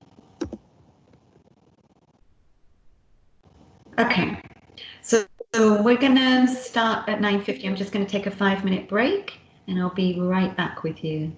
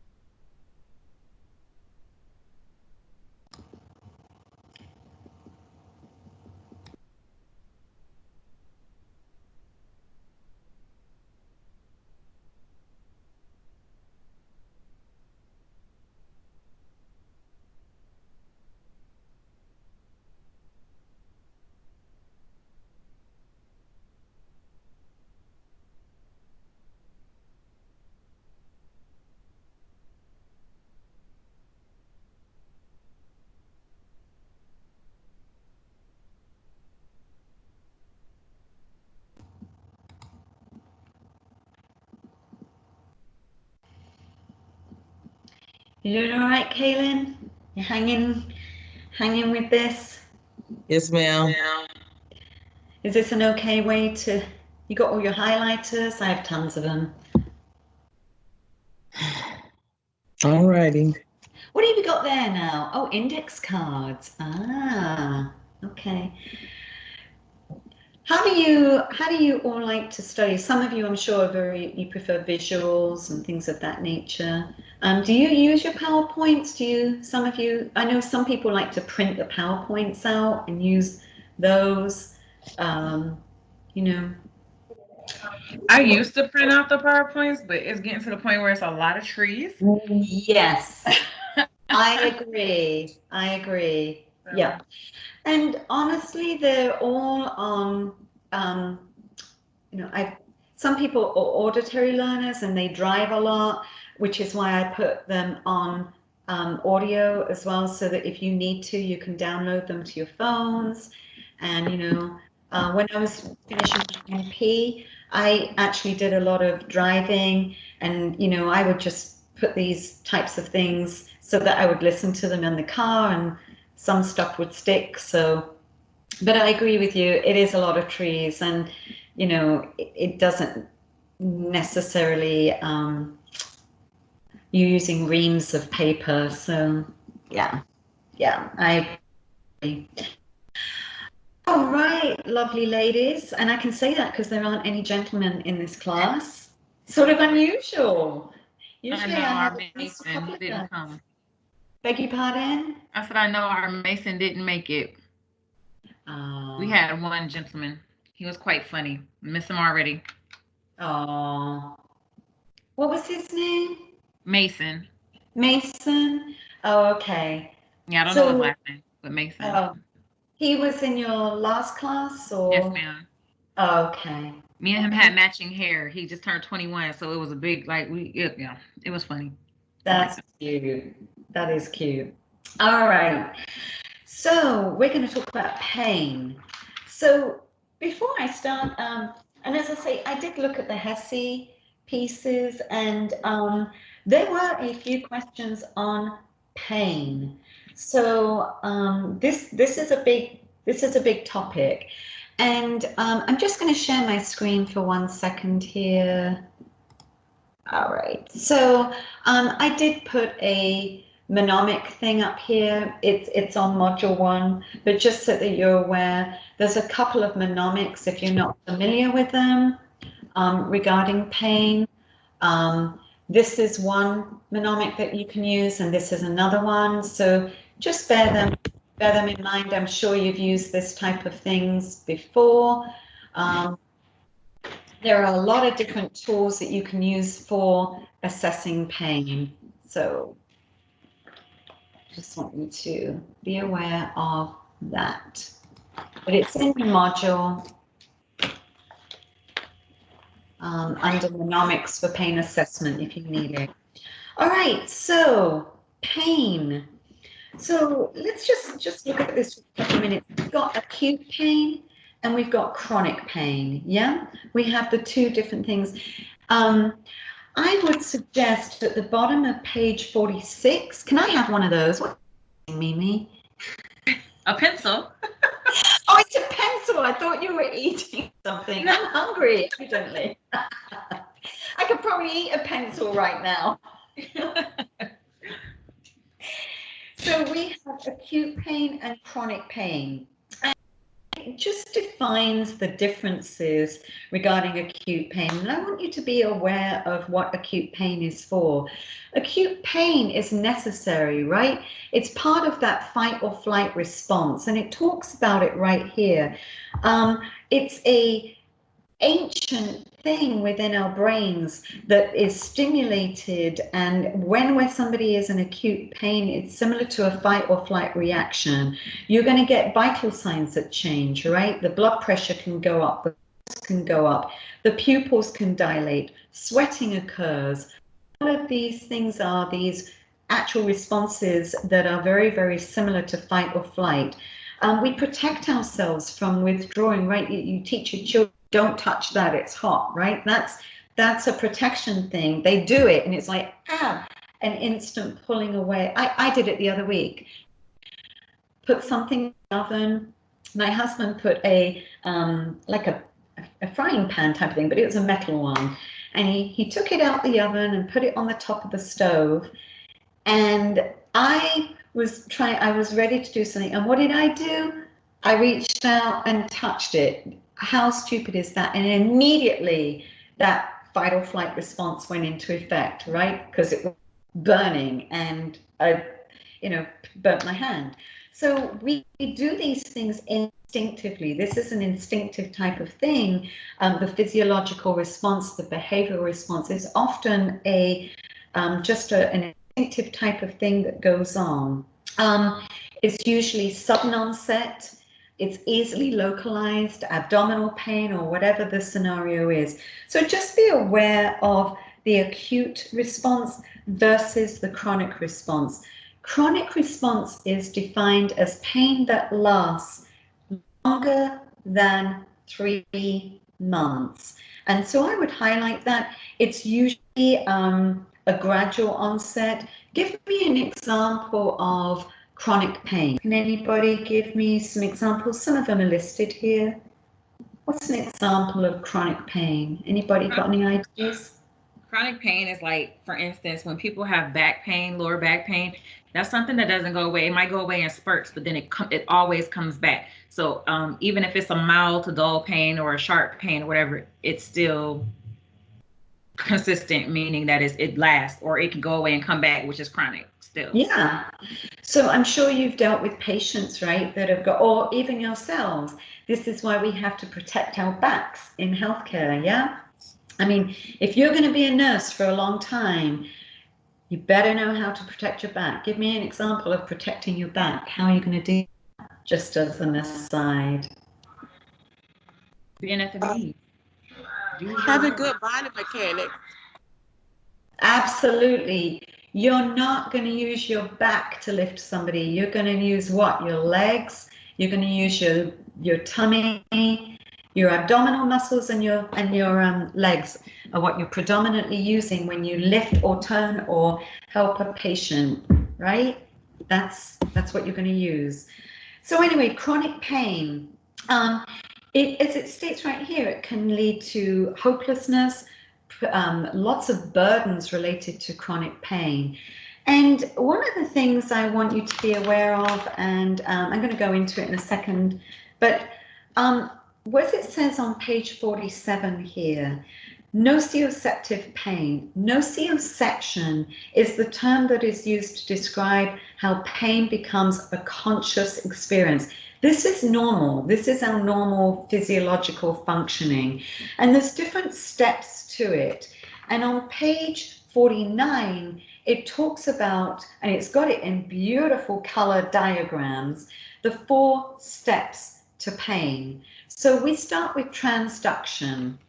Transduction is we have an injury and certain things are releases, certain substances are releases like serotonin, bradykinin, histamine, prostaglandins, and substance P. So these things are released into the bloodstream, right? That's what happens right there. They are noxious stimuli that helps our body understand, ooh, I have had a cut or a burn or whatever is going on there. So it talks about it at the bottom of page 47, and there's a picture on page 49. What's the next step, Kaylin, on nociception? Have a little look in your book. Page 49. What's the next step? I don't have my books. Where are your books? Oh, you've only just started. Is it transmission? Yes, it's transmission. Good job. So transmission is the next step. So it's basically these substances are transmitting to our brain to say, oh, I have a finger that got cut off or whatever, because this is the only way your body's going to know other than seeing it. But your body is not going to respond to pain other than this whole process, right? So transmission is the next process in that, and it is the sensory perception of pain. Moving on, what's step 3? I just said it. Perception. Yes, good job. Perception is the third process, and that's basically our conscious awareness that, oh, I've got a big cut in my leg, or whatever the scenario is, right? That's making the body aware up in the thalamus. It's part of the ascending process that says to the brain, I have a problem with my leg, or I have a problem somewhere that is causing me pain. And then the fourth process is modulation. So it's the response to that noxious stimuli that we either take our hand away from something hot or start to do something about that issue that's going on our body, right? And it talks about what happens is endogenous opioids. Opioids are endogenous. Were you aware of that? We have, what's exogenous? What would be exogenous? You probably learned farm as opposed to endogenous. What's endogenous? Is that something that's indwelling? I don't know. I'm guessing Yes. here until I find it. You got it, Mimi. Oh, that's okay. right. Yeah. So endogenous, we have endogenous opioids in our body. Is anybody a runner? Is anybody into running or whatever? Everybody's looking at me like, really? Really, Professor Fletcher? Whatever. All right.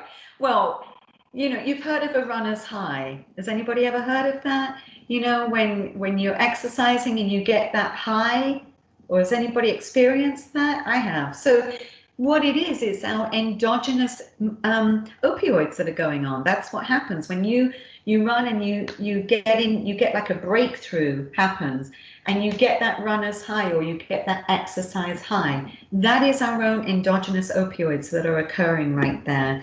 And it talks about it, endorphins. That's what's going on. So our body releases endorphins as a response to this. But that might not be enough. We also need exogenous endorphins, exogenous opioids to help with pain a lot of the time, all right? So I want you to be aware that this is a natural progression. This is how pain progresses. Neuropathic pain is not a normal function. Neuropathic pain, anybody have any idea what neuropathic pain could be? Neuropathic pain is abnormal, and it occurs with like a tingling or a shooting pain or a numbness or different needles, those types of pain. It's abnormal. Anybody have any idea what type of patient gets neuropathic pain? Diabetics. Yeah. Oh, excellent. Excellent. Yeah, that's an abnormal type of pain, right? They get it in their feet a lot of the time. So just be aware of that. Good job. All right. At the top of page 48, there's a table that talks about different types of pain. Neuropathic pain, visceral pain. Visceral pain is more to do with, I would say, your abdomen type of thing that goes on, the different organs in the body. And then somatic pain is more to do with cramping pain or pain or something of that nature, or bone pain secondary to METs, those types of things. Be aware on page 50, it's talking about culture. Different cultures respond to pain differently, and men and women respond to pain differently. We're all women here. I think we can honestly say that women, and I'm just, this is anecdotal, women probably have better pain than men, you know. I don't know, but it seems to be that way. And there are physiological responses in that. It does talk about that in this book, actually, about pain. Women have a different pain response than men. Different cultures have different pain responses, and different cultures respond to pain. Some cultures are very stoic. I'm if you hadn't guessed. And on the whole, there's a comedy routine in England called Monty Python, if anybody has ever heard of Monty Python. But Monty Python, there is a comedy sketch where the guy gets run over, he gets his right leg chopped off, all sorts of things are going on, and they're like, oh my gosh, are you okay? And he's like, no, I'm fine, I'm doing great, no problem. That is funny to us because it's very typical of the British culture, how we respond to pain. No, it's a mere flesh wound. It's a mere flesh wound. Exactly, it's a mere flesh wound. No, I mean, he's literally got his arm hacked off with a sword. And he's going, no, it's a flesh wound. Thank you. So it's hilarious to us. But, you know, we find it funny because that's stoicism, and it's very British how we respond. Not necessarily a good thing, but it just is what it is.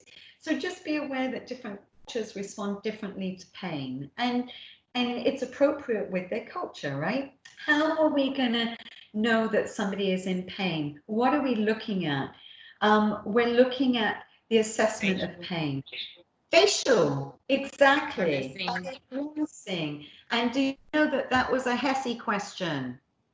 Just saying. With your elderly respond to pain very, very differently. Elderly actually have a higher pain threshold. So unfortunately, a lot of the time,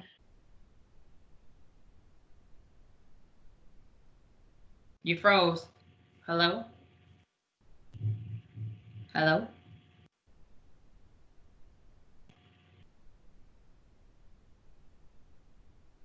Professor? TikTok video with it. You oh my Lord. I live on 210. I live on off County Road 210. And so I apologize. Anyway, I'm back. All right. So we're looking at location. We're looking at intensity, right? We're gonna, what's a good way of the intensity? Pain scale. What's the thing you're gonna say to a patient? Hey, what's your pain? What are they gonna say?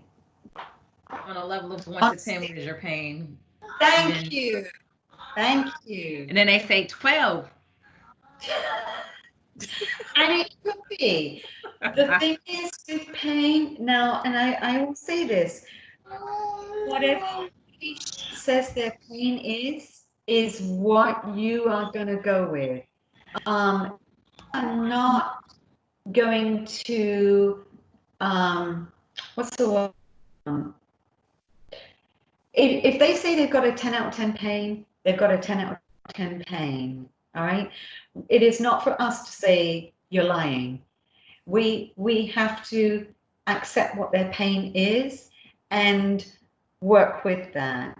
So quick story, Professor. Yeah. Like when I had my daughter, my blood pressure was fine. Everything was good. Like my blood pressure was fine. All of my vitals were good. The doctor comes in. It's a male doctor. He comes in and I'm screaming. And he said, shut up all of that noise. Why are you screaming so loud? And I said, because I'm in effing pain. I'm in labor. You don't know what that feels like. And he says, well, your vitals are normal. He said, your blood pressure is normal. Everything is fine. So you're not in as much pain as you're acting like.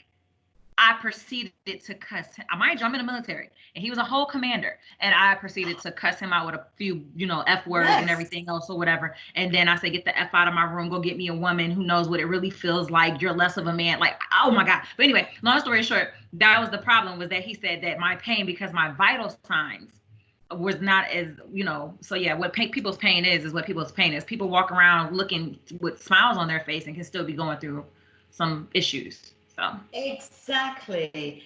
Thank you for that, Mimi. And it is it's very important that we be aware of this, because I really think that, and having been an oncology nurse, my background, I'm very acutely aware of these types of things. And I think that just because, as you say, may have great vital signs, does not that they're not in acute pain. My goodness.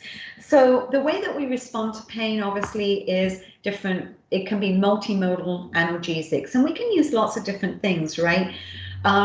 We can use the NSAIDs, and we can use opiates. We can use them as adjuncts. We can use them together, and often that's appropriate to use both. And it talks a lot about that on page 54 and 55.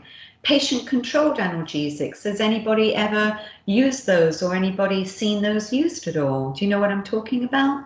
PCA pumps, where the patient actually gives themselves, it's still regulated, it's still set up, you know, they don't give themselves a certain amount, but it's set up like that they just give themselves a few, right? That they can hit that button.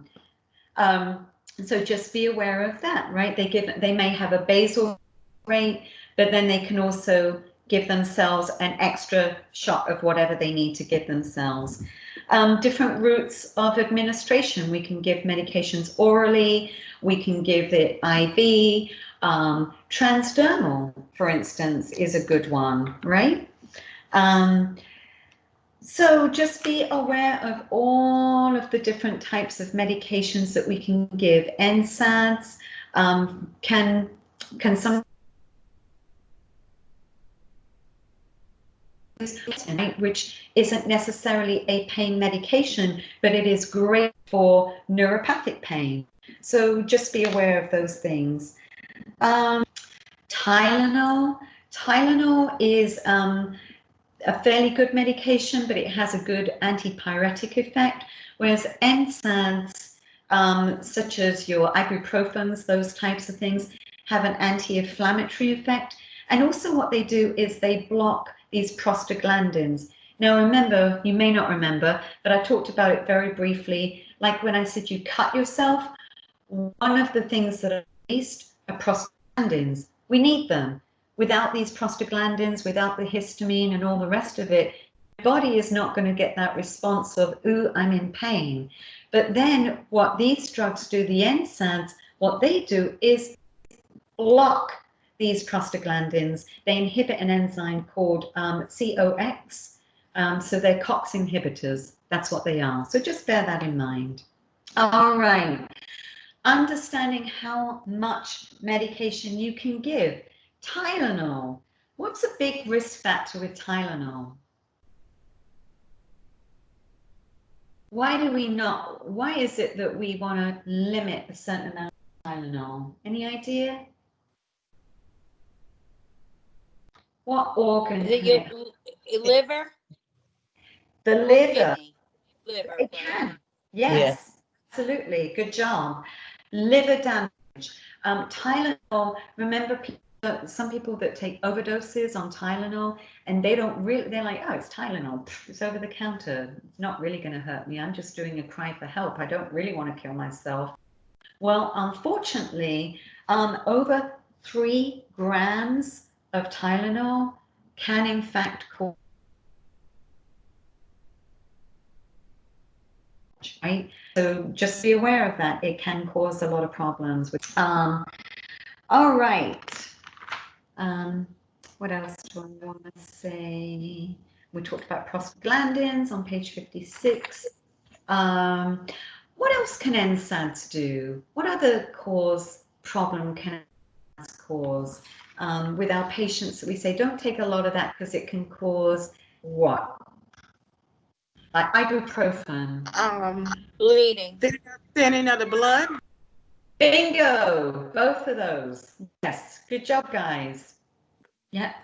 You guys are on it. You've had your coffee and all sorts. Good job. All right. So, opioids. I did put a little video in module 1 about opioids and constipation, and just want to bring this out on the bottom of page 56, what opioids do.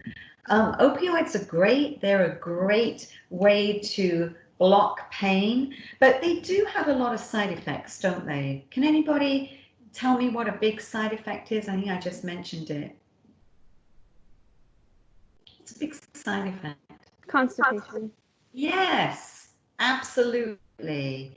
Constipation is a big side effect of opioids, and of course addiction and all of those pieces as well. But anyway, there's three classifications of opioids. There's the mu agonists. These basically bind to mu type opioid receptors in the body, and they block the release of the neurotransmitter substance P. That prevents the opening of calcium channels and the transmission of pain. So that's how they block pain. They block the basically they bind to these mu receptors in the body. So that's how that happens. The agonists, these mu opioid agonists, have no ceiling on analgesics. So that means it increases in dose. The more we give, it actually helps with pain relief. And some of these mu opioids, we don't have to basically regulate how much dose we give. It says that in the book, but we really don't want to do that because, of course, it creates tolerance and addiction and all of those pieces, okay? What's another big problem as well regarding opioids? This is why we do regulate how much we give. A big concern. Respiratory depression. Yes, exactly. So this is why there's that balance. Is it possible to just keep giving opioids? Yes. But of course, the massive side effect of it is respiratory depression. And that's why we do regulate how much we give and what we give. Okay. So that's why it's not necessarily a good idea to just keep giving opioids and opioids and opioids. We have to look at the pros and cons of what we're doing here. What else? There's also the mixed antagonists, and they bind to different receptors. One binds to the kappa opioid receptors to produce analgesics. And then, as I say, the mu receptors actually are a blocker. So these ones produce a dose ceiling effect, meaning we can give more and more of them, but it's not actually going to create any more pain relief. So that's a different type. So I just want you to be aware of the different types of opioids that we can give. And that's why we do that. That's why we give morphine, of course, is one of the main ones that we give. But there's many different types that we can give. And of course, like I just said, we want to be careful as to the types of opioids we give because of the side effects, especially respiratory depression. And then, of course, constipation, which may not seem like a big deal, but it can, of course, if we constipate somebody, they can get an impaction. They can have all sorts of problems with their bowels, so you don't want to do that either. And then, of course, the concerns with opioid tolerance and addiction, which we don't want to create that issue as well. So there's this fine balance of what we're doing with opioids, okay? On page, let's see, yeah, at the bottom of page 59, I do want you to be aware of what it says here. Morphine is the standard. That's the most widely used. It's the most readily absorbed. But of course, it creates a lot of problems as well. And in fact, just to let you know, my husband recently was admitted for a bowel obstruction. And when he went in, they wanted to give him morphine. He can't take morphine. He's actually allergic to morphine. And so be aware that the last time this happened, he was given morphine and went into cardiac, he had to have CPR, he ended up on a ventilator. So again, you have to be aware when someone says morphine allergy, take it seriously. Yeah, scary, right? It can actually happen with our patients. So we can give other things. We can give synthetic opioids like fentanyl, and that's what is great about it. It's more of a synthetic type of opioid action. So there's different that we can give.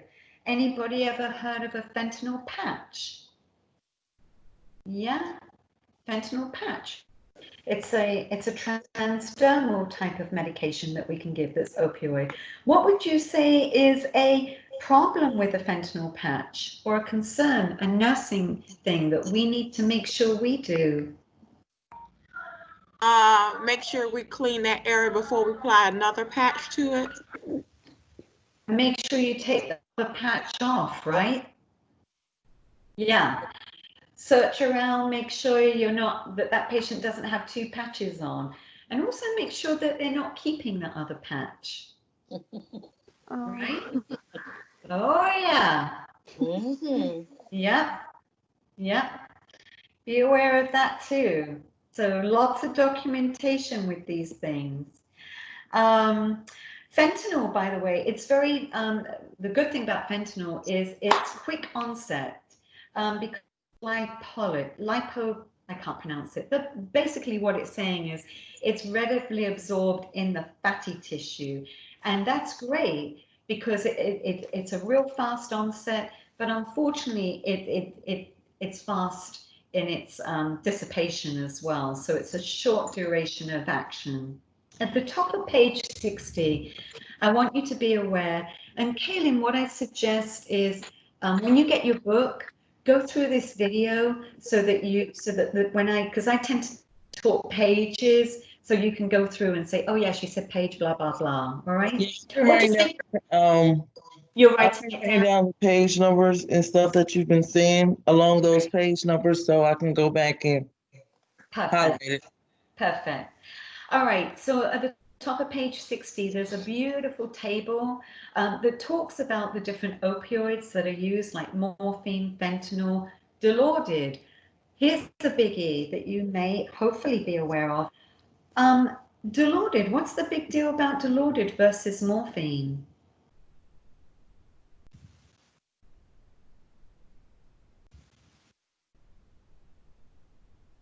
Dilaudid is about 4 times the dose of morphine.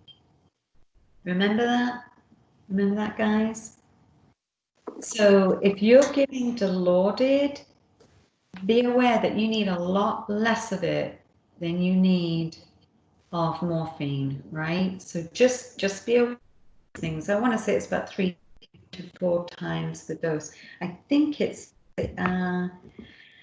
Dilaudid. I want to say it's about 4 times. It's from my memory in my brain. But anyway, this little chart, what I like about it, it just shows the differences of the dosing, meaning so that you can sort of compare what that dosing is. So I just want you to be aware of that. All right. Methadone. Methadone gets used. We use methadone a lot to help patients that are taking heroin, right? Has anybody ever been aware of that? To get them off heroin, we use this methadone clinics and things of that nature to help them transition. So, but of course, that can be abused too. All right. So, yeah, I hate it. When I have patients that need that, I kind of hate giving it. Is that wrong? Tell me a little bit more detail what you mean by that. So they might be in severe pain. Like I had a man and he was dying. He was about 82 years old and he was dying, and they had given him the opioid. They had gave him morphine. I mean, I'm talking about every 2 hours. And I felt very uncomfortable because it was every 2 hours PRN. And all the nurses had been giving it like that. And this man was like a zombie. He was like sleep. He never woke up. He was just quiet, like whatever. And I'm like, how can you administer pain medication if he's not, he can't tell you that he's in pain? So was he with hospice? No. Okay, but he was dying? From what the chart read, he had stage 5 testicular cancer. Interesting. That's normally a young man's disease, by the way, young man's cancer. Oh, wow. So I'm going to talk a little bit about that. Okay. So I can understand you being concerned about that. So I'm surprised he wasn't with hospice. But when it comes There's a to, difference in hospice and Paler, right? well, you see, the pieces in that particular, and this is why I asked for a bit more context. So you've got a patient that's dying, and I'm going to say maybe he was with palliative care. And palliative care is a little bit different from hospice. But you want to be able to utilize the pain medication as it is supposed to be used for in the right circumstance. And I don't know all the circumstances regarding that particular man. Do we want him zombified? No. We want to be able to have that fine balance between being able to communicate what his needs are and what he wants. But maybe what he wanted was to be zombified. I don't know. Maybe he was like, listen, I don't want to go through this. I know I'm dying. I want to be knocked out. I don't know. So, but it's up to us to be constantly assessing our patient on all levels, looking at his affect, looking at the pain, looking at the whole picture. And so you bring up some good points about utilizing pain medicine for the right purpose. And maybe it needed reassessing and saying, every 2 hours is really a little much. Maybe it needs to be every 3 hours, or maybe it needs to be that we use adjunct things as well. And we'll get to that. Maybe it's not all about using methadone. Maybe there's other things that we could do. Touch, music therapy, different pieces that we can utilize along with that to make this person comfortable. So, you know, we're always striving for that balance in pain management, and certainly with cancer as well, and end-stage cancer. So thank you. So talking of tramadol is another type of pain medication. There you go. See, they could have maybe used something like that, you know, using some for the chronic pain along with the opioids, right? Using seizure medications, lots of different things that can be used. One thing it does say to not use, we don't use, you're not going to see that used anywhere, by the way. We used to use it widely, but it caused delirium. Demerol. Demerol. We don't use that anymore. You're not going to see that used. Just FYI. All right. Let's see. At the bottom of page 61, there's a nice little picture just showing the differences between an epidural and a spinal anesthesia. So the epi, think of the keyword there, epidural. So its epi is outside the dura, all right? And you can see that it's not actually going into the actual spinal cord. It's epi, outside of that, all right? Whereas the spinal anesthetic or an intrathecal is actually going to go all the way into the cerebral spinal fluid. So there's a difference in giving an epidural analgesic or giving something that's actually truly going into the spinal canal. All right, so just be aware of those types of things. So the epidural is like when you're giving it before you do a C-section, an epidural. Yeah. Yes, absolutely. It's not child. It don't work. Say that again. It did work. No, I said it don't work, child. It don't work. Oh. You know, I've never had children. I've never had children. Never been pregnant. You know, but it's interesting. So yeah, I've never had that experience, but thankfully I have some empathy. Unlike the physician that you know, I'm like, listen, if she's screaming in pain, she needs something right now. I had two of them. One had came out. Yep. So yeah. Yeah, absolutely. So just be aware of those differences there. And as I say, we can give epidural for many different purposes for childbirth, but we can also give it, as I say, some people have epidurals because they've got chronic pain.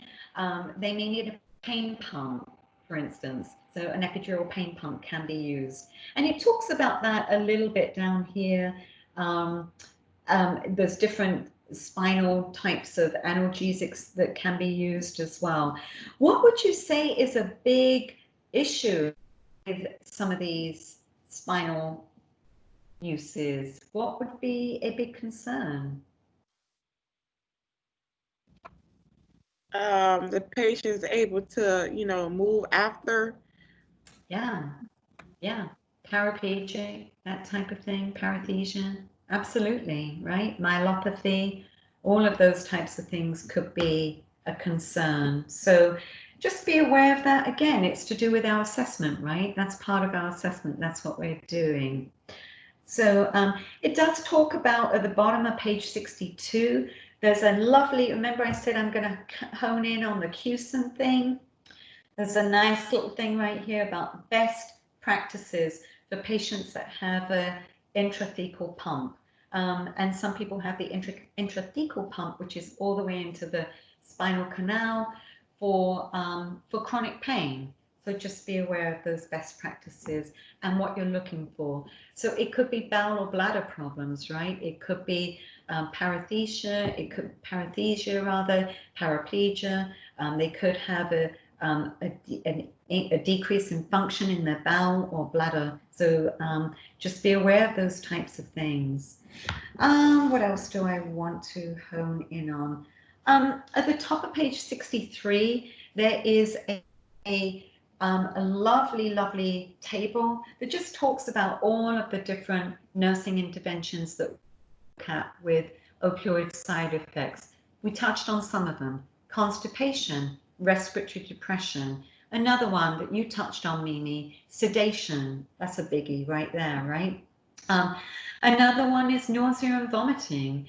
And another one is itching. Has anybody ever had a patient that has been given morphine and they start itching? Yeah? Well, yeah, it's a side effect. So just be aware of that. And just because they're saying they're itching, and, I've had people that don't believe them, like, it's a side effect of morphine. It is. So again, I really think that we are the patient's advocate, and it's for us to look at these things and go, that's working. Great. We did a good job. What do? We go back and we reassess. Hey, Mr. Smith, how's your pain? I'm just coming back to check on you. Oh, you were at a 10 and you're now at a 4. Good. We're on the right track. We're doing the right thing. Yeah. It all goes back to what I talked about earlier: beneficence, yeah, and non-maleficence. We're always looking at that ethical component. Yeah. All right, so,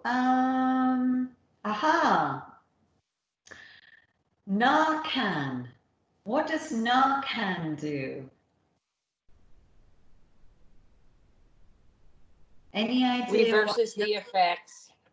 Yes. It reverses the effects of opioids. Yes, exactly.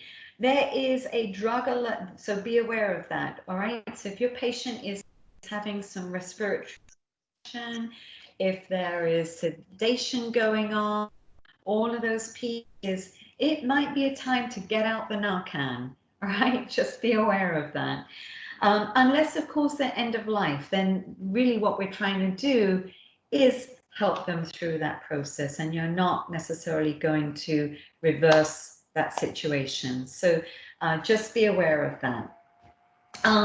Be aware of the fact that we can use antidepressants, right? Some of these serotonin SSRIs are great for pain medication that can be used as an adjunct. Lidocaine patches. My patients with herpes zoster that have come in and they've still got pain, say a couple of weeks after they've had herpes zoster, you can use a lidocaine patch. So there's lots of different things that you can use. Topical lidocaine. Anybody ever have to use Emlacrine at all? Anybody familiar with Emlacrine? It's a topical cream, and you apply it. You can use it, say, for babies or children if you've got to do an IV, and you pop a little bit of Emlacrine on, right, so that they don't feel the IV going in. Or when I used to do chemo, and I had to insert my portacaths, I would use a bit of Emla cream before I actually put the portacath on. So Emla cream is another great thing that can be used. One thing to touch on is placebos. Now, what's a placebo?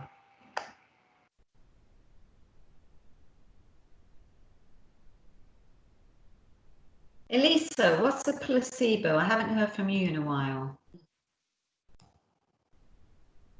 You can text it or type it. Good job. Thank you. It's a sugar pill. Yeah, it is. So, and placebos have their place, right? We use placebos in randomized trials. One person gets the real drug, the other person doesn't. Yeah, it's a placebo. However, I want you to be aware at the bottom of page 65, placebos, like that patient that has a 12 out of 10 pain, and it might be, you know, you might want to say, yeah, they're not really pain. I'm just going to give them a flush of saline instead of the morphine, right? Is that ethical? No. No, it's not ethical to do that, right? It's not for us to determine whether that patient's really in pain or whether they have an addiction, all of those things. They might have, but they might still have pain with their addiction. In fact, most people with addictions do have pain. That's part of the issue. So at the bottom of the page here, it says that basically that is absolutely not appropriate for a nurse to do that. So just bear that in mind. All right. Then we just talk a little bit about physical things that we can do and other processes that we can do to help the patient. We can use physical therapy, occupational therapy. We can use TENS measures for things like that, cold, heat, massage, all sorts of pieces like that. Cognitive behavioral strategies, and it talks about veterans. Veterans often need, it's called CBT, and CBT is often a great way to help veterans manage certain types of chronic pain. I don't know, Mimi, have you you've been a veteran for 20 years. Have you noticed any of those types of models being used, or are you familiar with them at all, or I don't know? I missed some of that. You asked me was I familiar with the some of these different methods that have been used to help veterans that have got chronic pain. Yeah, so there's the pain pumps. There's the lidocaine that you're talking about. It doesn't work. The patches, they don't work. They're you know what? They're so used to telling veterans, and I'm gonna be completely honest, take some Motrin and drink some water, and you'll be okay. Because they don't want to give it. Now they're doing medicinal marijuana. Okay. And then that's pretty much it, because they're trying to wean away from like the Percocets and they really are. So now they're saying, but I don't understand, because now it's like smoke weed, huh? I know. Yeah, I get it. Well, CBT is more of a psychological approach, trying to, and I think some of these things are useful, not just for veterans, but for many different pain methods. But I think you have to manage the pain first and use these things as an adjunct. You can't just use these things. So, all right. So anyway, at the bottom of page 68, your key points. All right. Again, your key points are what I want to hone in on. Guys, we're doing great. Do you want a quick 5-minute break to go to the bathroom and things like that? And I'm going to talk about chapter 7, and we will be done for the day. This shouldn't take too long. Yeah? I'll give you a quick 5-minute break. And let's see, at 10:30, let's say 10:40. Let's meet back at 10:45. All right? Quick bathroom breaks and things. By the way.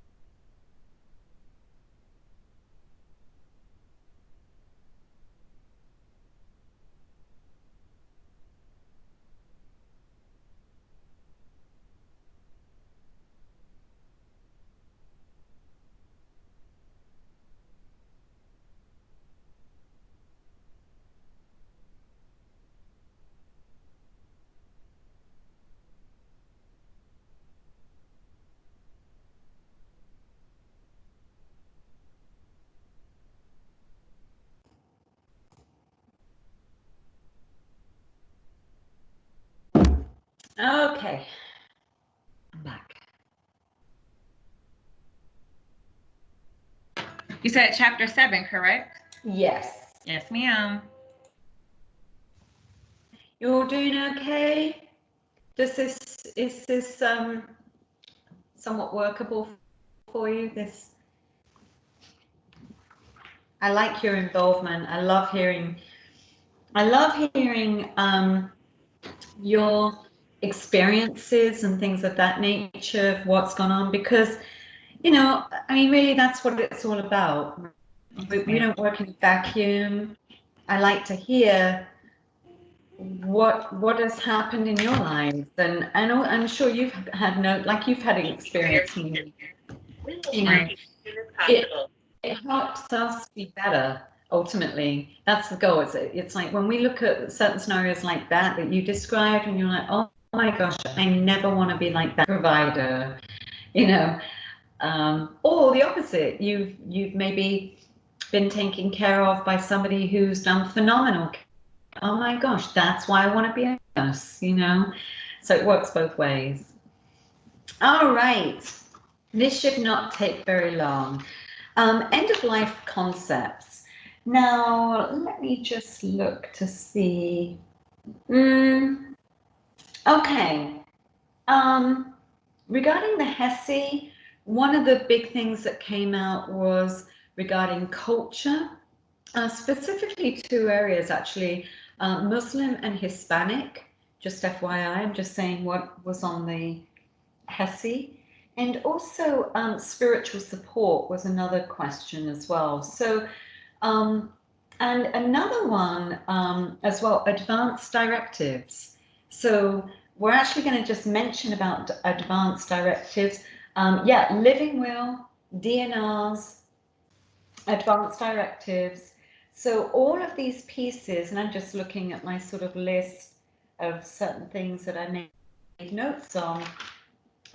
So be aware on chapter 7, page 105, it actually gives you an example of a power of an advanced directive and the power of attorney. So does anyone have any idea what an advanced directive is? Yeah, I got 2 elderly parents. Tell me. So their advanced directive is basically what they wish to happen to them, or what type of care they want to happen to them if in the event they can or can't speak for themselves or cannot speak for themselves or whatever. And then and then it goes into who's going to make that choice. Right. Yes. Exactly. Do they want CPR? Do they not want CPR? Do they want to be intubated? Do they not want to be intubated? All of these things are extremely important. And any idea what a durable power of attorney is for healthcare? They can make that's the person who can make the decisions for them. If they're unable Exactly. to. Now, right. Again, how important is this? Now, I've been a case manager. How many times I run into family scenarios where one family member wanted one thing, the other family member wanted another thing, and the family arguments ensued because the patient did or didn't have a power of attorney. Sometimes even if they have a power of attorney, it still doesn't hold water. Now, there is a difference between a durable power of attorney for healthcare as opposed to finance, by the way. Okay. So just bear that in mind. The other thing the patient needs is a DNR, right? Do not resuscitate, or do resuscitate, or do not intubate. These are pieces as well that need to be made sure that they're on the chart. All of these things have to be on the chart. And that was a HESI question, making sure that these pieces are readily available, okay? That's so just be aware of that. All right, the difference between hospice and palliative care. On page 107, a lovely little table, table 7-2, that just basically breaks out the differences. So hospice means a patient has a prognosis of 6 months or less to live. Palliative care is not that. And I find as well patients get scared at the mention of palliative care, but basically palliative care could be anybody, say, that's on a, that's been intubated and on a hard time weaning. It could mean that they've got a chronic disease and, they need to have that discussion. Hey, what do you want down the road? Do you want this? Do you want something else? Palliative care is more about talking to that patient that has a serious illness and their families and sort of getting an idea of what they want or what they don't want, okay? So just be aware of that. It's more of a consult. There are palliative care physicians and providers that basically go in and do a consult to start to discuss all of things. Do you want a power of attorney? Because a lot of time people even have not even thought about that stuff. And it could be that they've got a few years to live, but it's still useful to have these conversations and start to get things in place for them, like social services or home care or respite care for the caregiver. That's a huge one that's needed, right? So just be aware of those things. All right, so as somebody is dying, there are physical signs and symptoms that are key indicators that a person is passing away. One of them on page 107 is in blue letters, blue writing, and it's called periods of apnea and Cheyne-Stokes respirations. So has anybody ever heard of Cheyne-Stoking? Yes. Yeah. Has anybody ever witnessed somebody Cheyne-Stoking? Yes. Yes. And again, these are the types of conversations that we need to have with our patients and our loved ones and our families to help them understand that this is a normal process, right? Because it can be very scary when somebody is like, Cheyne-Stoking.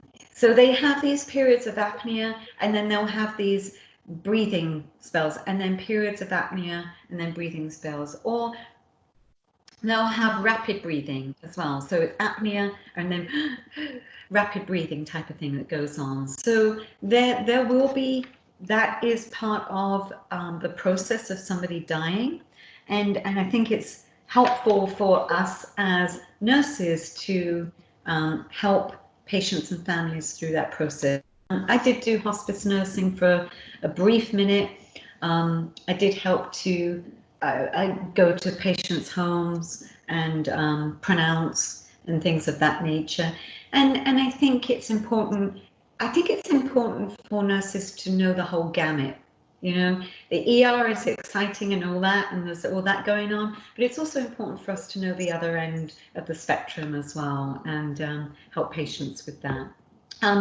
Again, cultural understanding the culture, right? Different cultures respond to grief and all of those pieces differently. So just be aware of that. And on page 112, table 7.3, it just actually talks about, it says basic beliefs regarding care at end of life, Christian beliefs, Judaism and Islam. It just brings out those three as examples. All right, some of the things I want to do. All right, on page 110, drug alerts, dysphagia. Yeah, people at end of life have difficulty swallowing, so we often have to find other ways to get pain medications into them. Any idea what ways that could be? IV. Yeah. Yeah. What would you say that's more invasive though? If someone's in the home, they may not want to do invasive. What other ways could there be? I like to put stuff in food. Right, but what if they can't swallow? Skin. Yeah, topical. Yeah. Or you could do buccal. Inside of the cheek. In the cheek, sublingual, under the tongue is another one, and subcutaneous as well.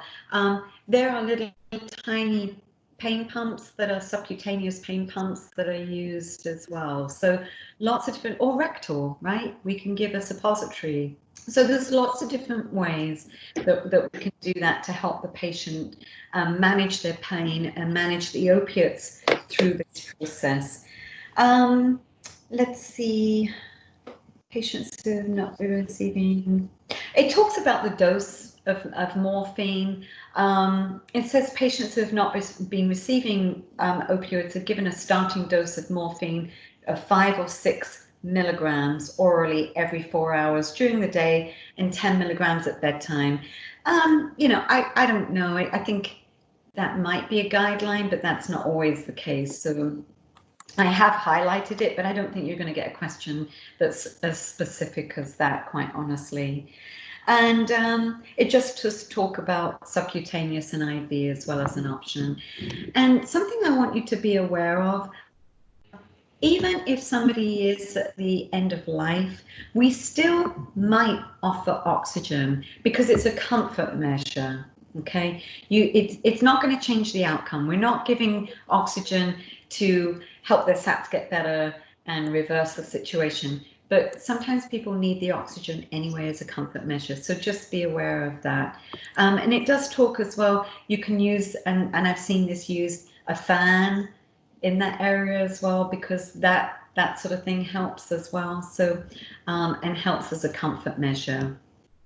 Things like bronchodilators, steroids, diuretics, antibiotics, managing secretions, because sometimes they get a real loud, wet sound. It's called a death rattle. And really you're doing that more for the family, more than them. Anticholinergics can be used. What do anticholinergics do? People. Dry up. Dry up the secretions. Good job. Yep, that's exactly what they do. So that's scopolamine patch, right? That we can use sometimes. So scopolamine patches are a great way to dry up secretions. Also, giving things like Ativan, because patients, of course, can be anxious. So nausea and vomiting, managing that, we might need to give Zofran or something of that nature. It talks about delirium, managing agitation and delirium. Sometimes patients get very agitated, understandably, close to death. Sometimes patients have seizures. It talks about that as well. So we might need to give something like Haldol, something of that nature. Let's see, Valium. I think that what else I want to. There's some pieces there that just talks about the same thing. As I say, on page 112 and 113, there is a discussion about different beliefs and spirituality. So just be aware of those pieces, and be aware as well of our own biases, because we all have them. We can't help that. It just is what it is, right? But what we're not going to do, oh, hi, baby. Oh, poor little thing. What we are going to do is not try to put our own belief patterns on that patient, on that family. Okay, that's not helpful. We're not going to minimize it as well and say, things are going to get better, things will be fine. And believe me, there are, hi, can you wave? This is the best thing. I see, this is what I love about this type. I love this. Hi. I think because I haven't had kids, it gives me an opportunity to at least see kids, Anyway, so, you're not going to trivialize a situation, of course, right? It's not for us to do that. And you probably will have questions along those lines. What is the best response in these situations? Don't try to explain the loss. Again, it's not, you're not going to say things like everything happens for the best. everything happens for a reason. That is not helpful, and actually cause more pain. So you know, just be aware of that. Just be there for that person. And sometimes silence is the best thing that you can do. So, but it does talk about how to actually be a presence and how not to be a presence, okay, in these situations. Um, Let me see what else I want to bring out about that. Post-mortem care. I don't think many of you have to deal with post-mortem care, but sometimes you will be. Sometimes I've been in a position where I've had to pronounce before, having worked for hospice. But again, I've also been in, having worked with a lot of leukemics, especially in England, how we used to wash the body down after the patient had died.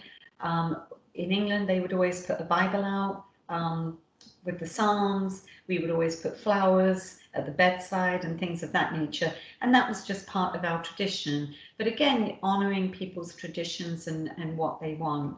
I've had families that want to help wash the body down. And again, that's appropriate. Whatever helps them grieve, right? That's what we're for. There is a couple of points right at the end of this chapter that just talks about euthanasia. There is active euthanasia, meaning that we're purposefully giving something to help that patient pass away. And I'm not sure, let me see. Yeah, I was going to say, that's not really supported in this. Some is supported. I think Switzerland has active euthanasia, but it's certainly not supported here. There are certain, oh, it does actually say that, Switzerland, there you go, Switzerland and Netherlands and things of that nature. There are passive euthanasias that are done. Certain things like we maybe are not going to give life-giving medications like we did, those sorts of things. Also, there's a new concept and it's called voluntary stopping of eating and drinking, which really just allows those patients for their death to be hastened by us not making them eat and drink. And a lot of patients, when they're in the dying process, they don't want to anyway, quite frankly. So that's something that to just be aware of, and it gives them a bit of control over how they pass away.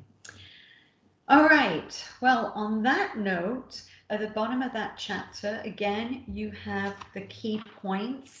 So just be aware of those things. And we have covered those 3 chapters. Woohoo! I will let you know, based on what I saw for the HESI just gone, there was references to Healthy People 2020, references to DNR, Advanced Directives, references to, I'm just going over some of the pieces I talked about, identification and culture, specifically Muslim and Hispanic culture.